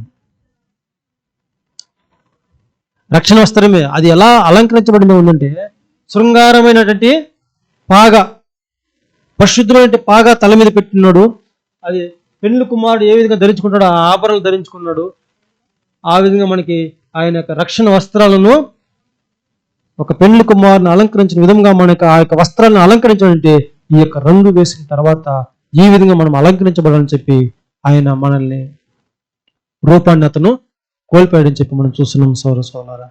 దాని తర్వాత మనం గమనించినప్పుడు ఆయన మనకి ఆ యొక్క రక్షణ వస్త్రమును, ఆయన యొక్క నీతి వస్త్రాన్ని మనకు అనుగ్రహింపజేసి ఆయన అనీతి మంతుడిగా అక్కడ న్యాయ తీర్పు పొందాడని చెప్పే విషయాన్ని మనం చూస్తున్నాం సోదరులారా. ఒకవేళ మనం అనుకున్నట్లయితే ఇటువంటి వాల్యుబుల్ కలిగిన వస్త్రాన్ని మనం కొనుక్కోగలమా? ఈ యొక్క శృంగారమైన పాగా, పరిశుద్ధమైన పాగా, లేదంటే నీతి వస్త్రాన్ని మనం కొనుక్కోగలమా? అది చాలా చాలా ఖరీదైనది, వాల్యుబుల్. ఈ యొక్క వాల్యూని మీరు కొనుక్కోలేరు.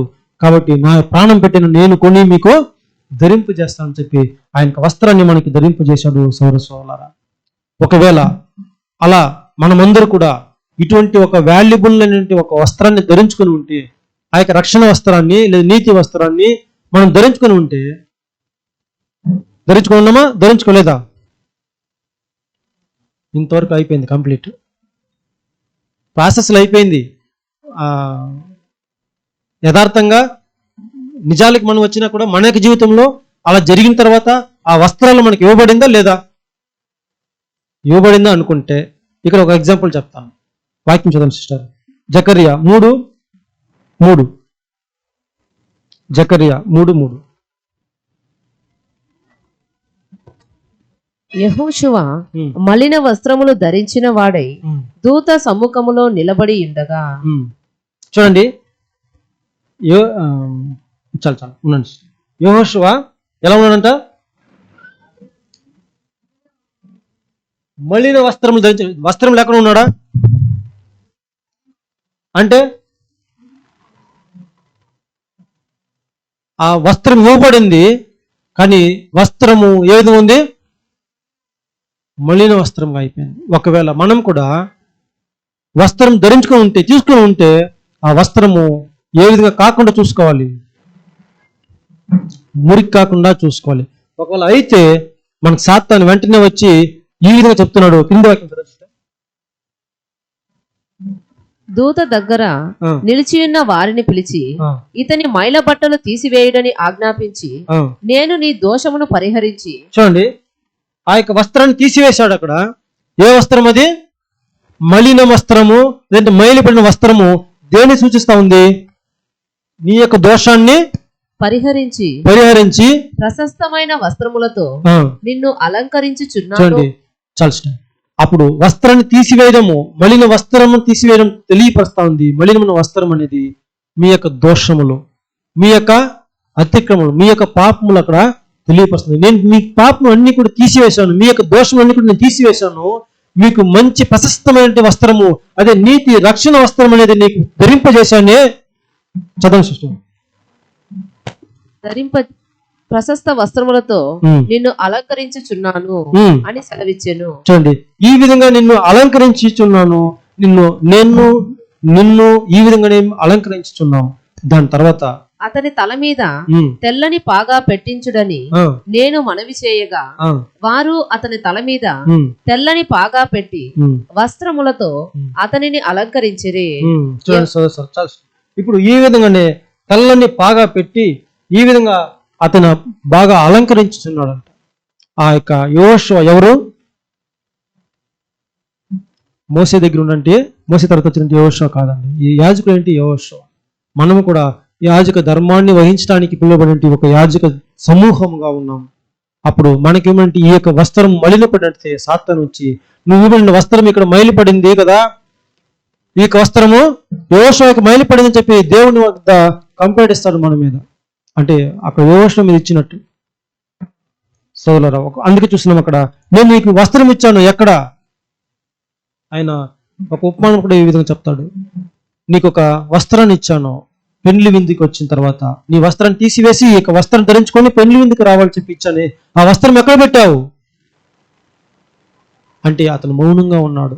ఆ వస్త్రాన్ని లేనప్పుడు ఇతను తీసుకువెళ్ళి బయట కట్టిక చీకట్లో పడేశాను. సోదరులారా, అప్పుడు మనం కూడా ఒకవేళ ఆ వస్త్రం తీసుకున్న తర్వాత దాన్ని మనము కాపాడుకునే బాధ్యత మనకు ఉందని చెప్పి మనం చూస్తున్నాం. చదివారు సిస్టర్ 5వ వాక్యము? చాలు సిస్టర్, చాలు. హెబ్రీయులు 12:24 వాక్యం చదువుకుందాం. హెబ్రీయులు 12:24.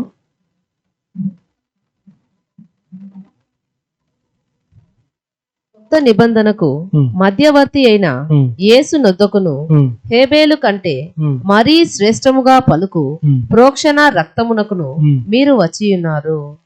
చూడండి, ఆ యొక్క రక్తమునకు మీరు వచ్చి ఉన్నారు. ఎక్కడి నుంచి? హేబేలు, చదవండి.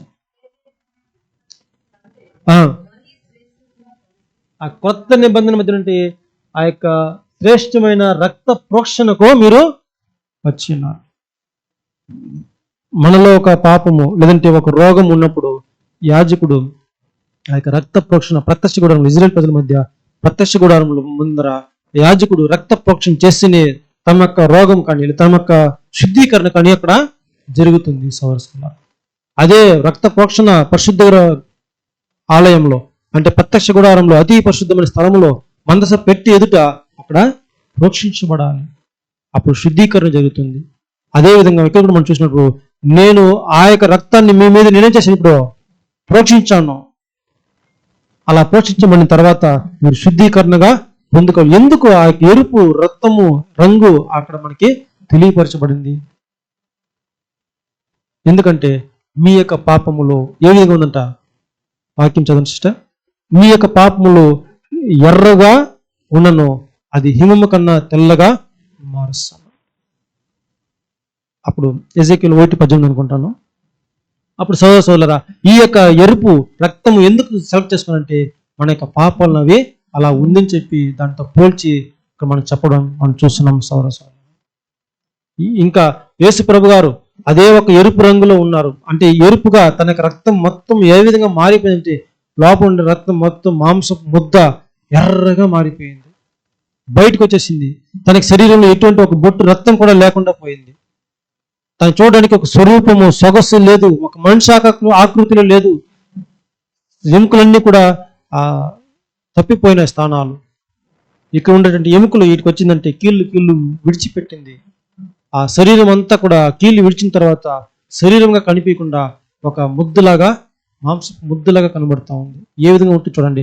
శరీర మాంసం మొత్తము కొరడలతో కొట్టి చీల్చిబడిన తర్వాత ఆ విధంగా ఒక ముద్ద మాంసపు ముద్దలాగా పేస్ట్ లాగా ఆ యొక్క పురుగు ఏ విధంగా తన యొక్క శరీరాన్ని పల్చ చేసుకుని ఆ యొక్క స్టిక్ ఆన్ చేసుకునిందో కోరి మీదకి మాను మీదకి, అదేవిధంగా యేసు ప్రభు కూడా తన యొక్క శరీరం ముద్దగా ఆ యొక్క కొయ్యకి మేకుల ద్వారా కొట్టబడి అక్కడ అతికించబడి ఉన్నాడు. సోదరా ఏ విధంగా తన యొక్క పురుగు ఆ యొక్క శరీరం మొత్తము దంచబడి బాయిల్ చేసి ఆ యొక్క రంగును విడిచిపెట్టిందో తీస్తారో ఆ విధంగా ఈ యొక్క శరీరం నుంచి కూడా ఆ యొక్క రంగును ఆ యొక్క రక్తాన్ని తీసుకున్నారు. సోదరా ఆ విధంగా ఆ యొక్క నీతి వస్త్రానికి ఒక వస్త్రానికి అలంకరణగా వాల్యుబుల్ గా ఆ యొక్క పురుగు నుంచి వచ్చినటువంటి రక్తము ఏ విధంగా అంటే రంగు ఏ విధంగా వాల్యుబుల్ గా ఉందో అదేవిధంగా ఇక్కడ కూడా యేసు ప్రభు గారి యొక్క జీవము మనకందరికి కూడా విడిచిపెట్టిన దాని వల్ల ఆ యొక్క మరణం అనేది ఈ యొక్క వస్త్రం అనేది వాల్యూ వచ్చింది. సోదరులు ఆయన బ్రతికున్నప్పుడు అతనికి ఆ యొక్క జీవానికి మనకి వాల్యూ దొరకలేదు, కానీ ఆయన మరణించి మన కోసం ప్రాణత్యాగం చేసిన దాని వల్ల ఒక పాపము ఆ యొక్క ఎర్రని పాపము ఆదాము దగ్గర నుంచి మరొక ఎర్రని ఒక ఆదాము అక్కడ సరిసమైన విమోచన క్రయంగా ఇచ్చి ఆ యొక్క పాపాన్ని తీసివేయడం వల్ల మనకి అందరికి కూడా ఆ యొక్క జీవం అనేది దొరుకుతుందనేది మనం చూస్తున్నాం. సోదరులు అప్పుడు ఈ విధంగా యెహోషువ వేసుకున్నటువంటి వస్త్రము ఒకవేళ మనం కూడా మలిన వస్త్రం ధరించుకున్నట్లయితే మన పాపములు ఈ విధంగా తొలగించబడాలని చెప్పి ఈ యొక్క ఎర్రని వస్త్రంగా మార్చుకున్నాడు. ఇంకా కూడా యేసు ప్రభు గారు తనను తాను అదే విధంగా ఎరుపుగా అంటే ఎర్రని పురుగులాగా చూపించుకున్నాడు. ఎక్కడ? రాజభవనంలో అతను తీసుకుని వెళ్ళిన తర్వాత అతనికి కొట్టి బాగా అవమానపరిచి ఒక వస్త్రాన్ని అవమానకరంగా ధరింపజేస్తారు. అలా ధరింపజేసిన తర్వాత నువ్వు ఎవరో యూదులకు రాజు. చదవండి మత్తయి 27:28 అనుకుంటా. మత్తయి 27:28. వారు ఆయన వస్త్రములు తీసివేసి ఆయనకు ఎర్రని అంగీ తొడిగించి ముండ్ల కిరీటమును అల్లి ఆయన తలకు పెట్టి ఒక రెల్లు ఆయన కుడి చేతిలో నుంచి ఆయన ఎదుట మోకాళ్ళుని యూదుల రాజా నీకు శుభమని ఆయనను అపహసించిరి.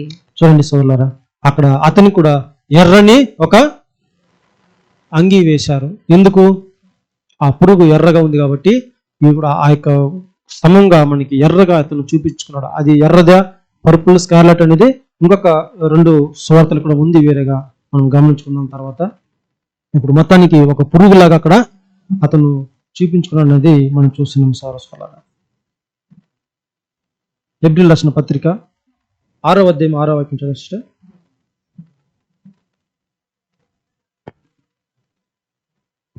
దేవుని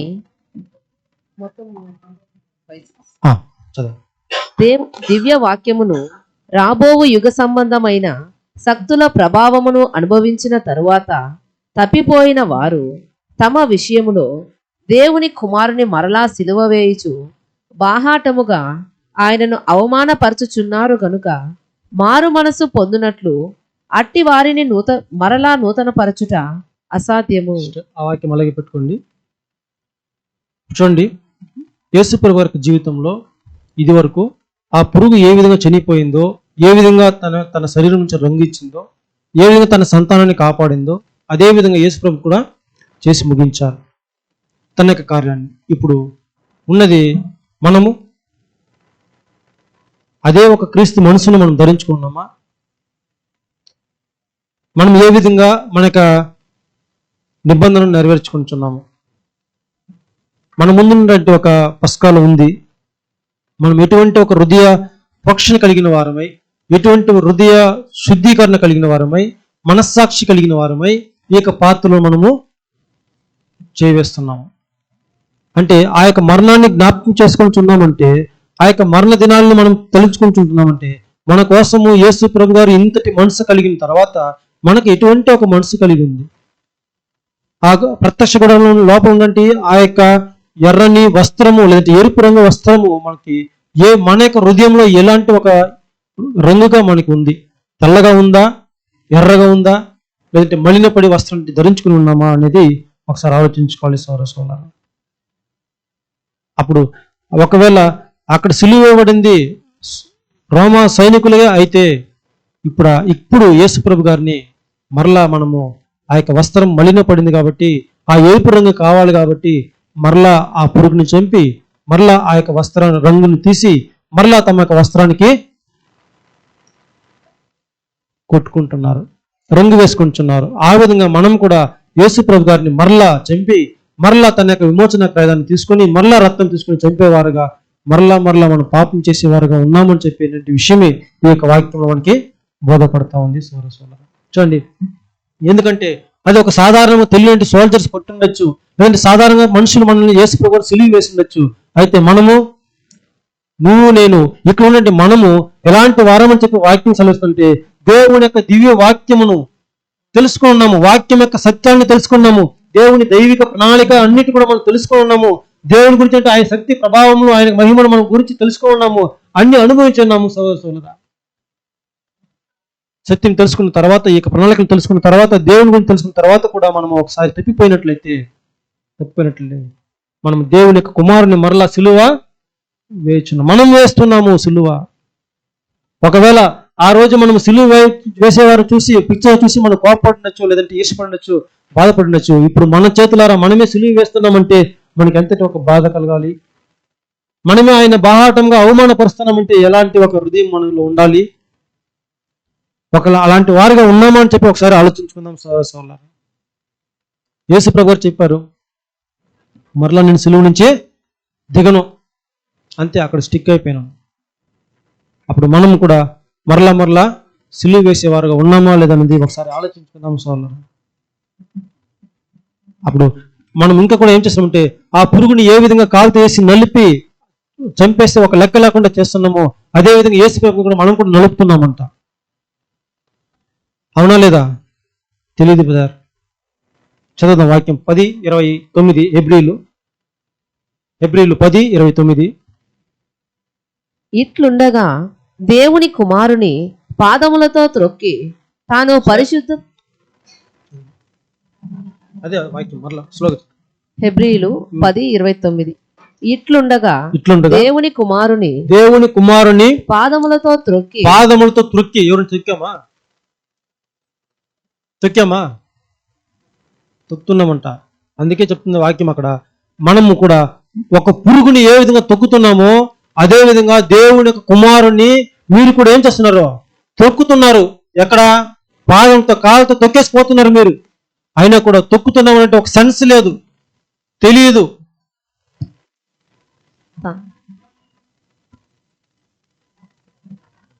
చదవండి సిస్టర్.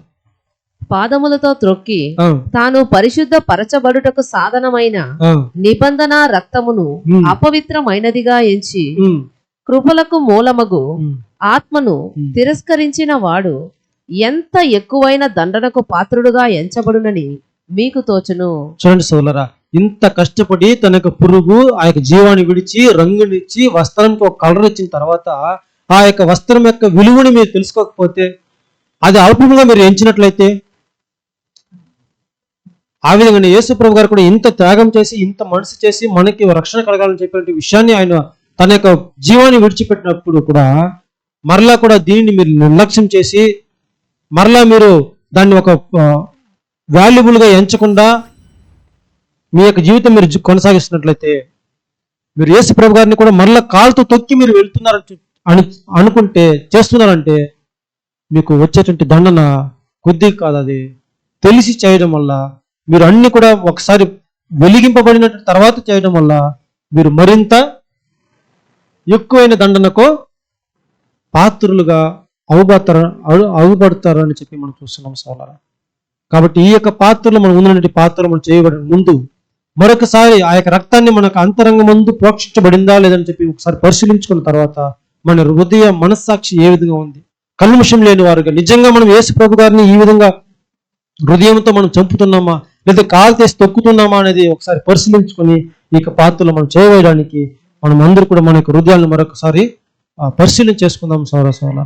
ఒకవేళ అలా ఉన్నట్లయితే మనం ఈ యొక్క పాత్రలు ఈ యొక్క ప్రభురాత్రి భోజనం ముందు వచ్చినటువంటి పస్కాలు పాలు పొందడానికి ఆ విధంగా లేని వారుగా మన యొక్క హృదయమును మనస్సాక్షిని శుద్ధీకరణ చేసుకొని ఈ యొక్క రక్తం ద్వారా మనము పరిశుద్ధులుగా లేదంటే పవిత్రంగా ఆచరించడానికి మనం కొనసాగిద్దాం సోదరా. ఎందుకంటే యేసు ప్రభు రక్తము ప్రతి పాపమును కడిగి శుద్ధీకరించినటువంటి శక్తి కలిదిగా ఉంది కనుక మనం ఈ యొక్క రక్తాన్ని ఒక అల్పంగా ఎంచకుండా ఒక అశ్రద్ధ చేయకుండా ఈ యొక్క పాత్ర మనము యోగ్యంగా చేయవేసి ఆ ఆశీర్వాదాన్ని పొందుకోవటానికి మనకు కావాల్సిన పరిశుద్ధాత్మ దేవుడు అనుగ్రహించిన గాక. అవిజ్ఞ మీకు అందరూ కూడా నా యొక్క హృదయపూర్వక వందనాలు తెలియపరచుకుంటున్నాను. Thank you.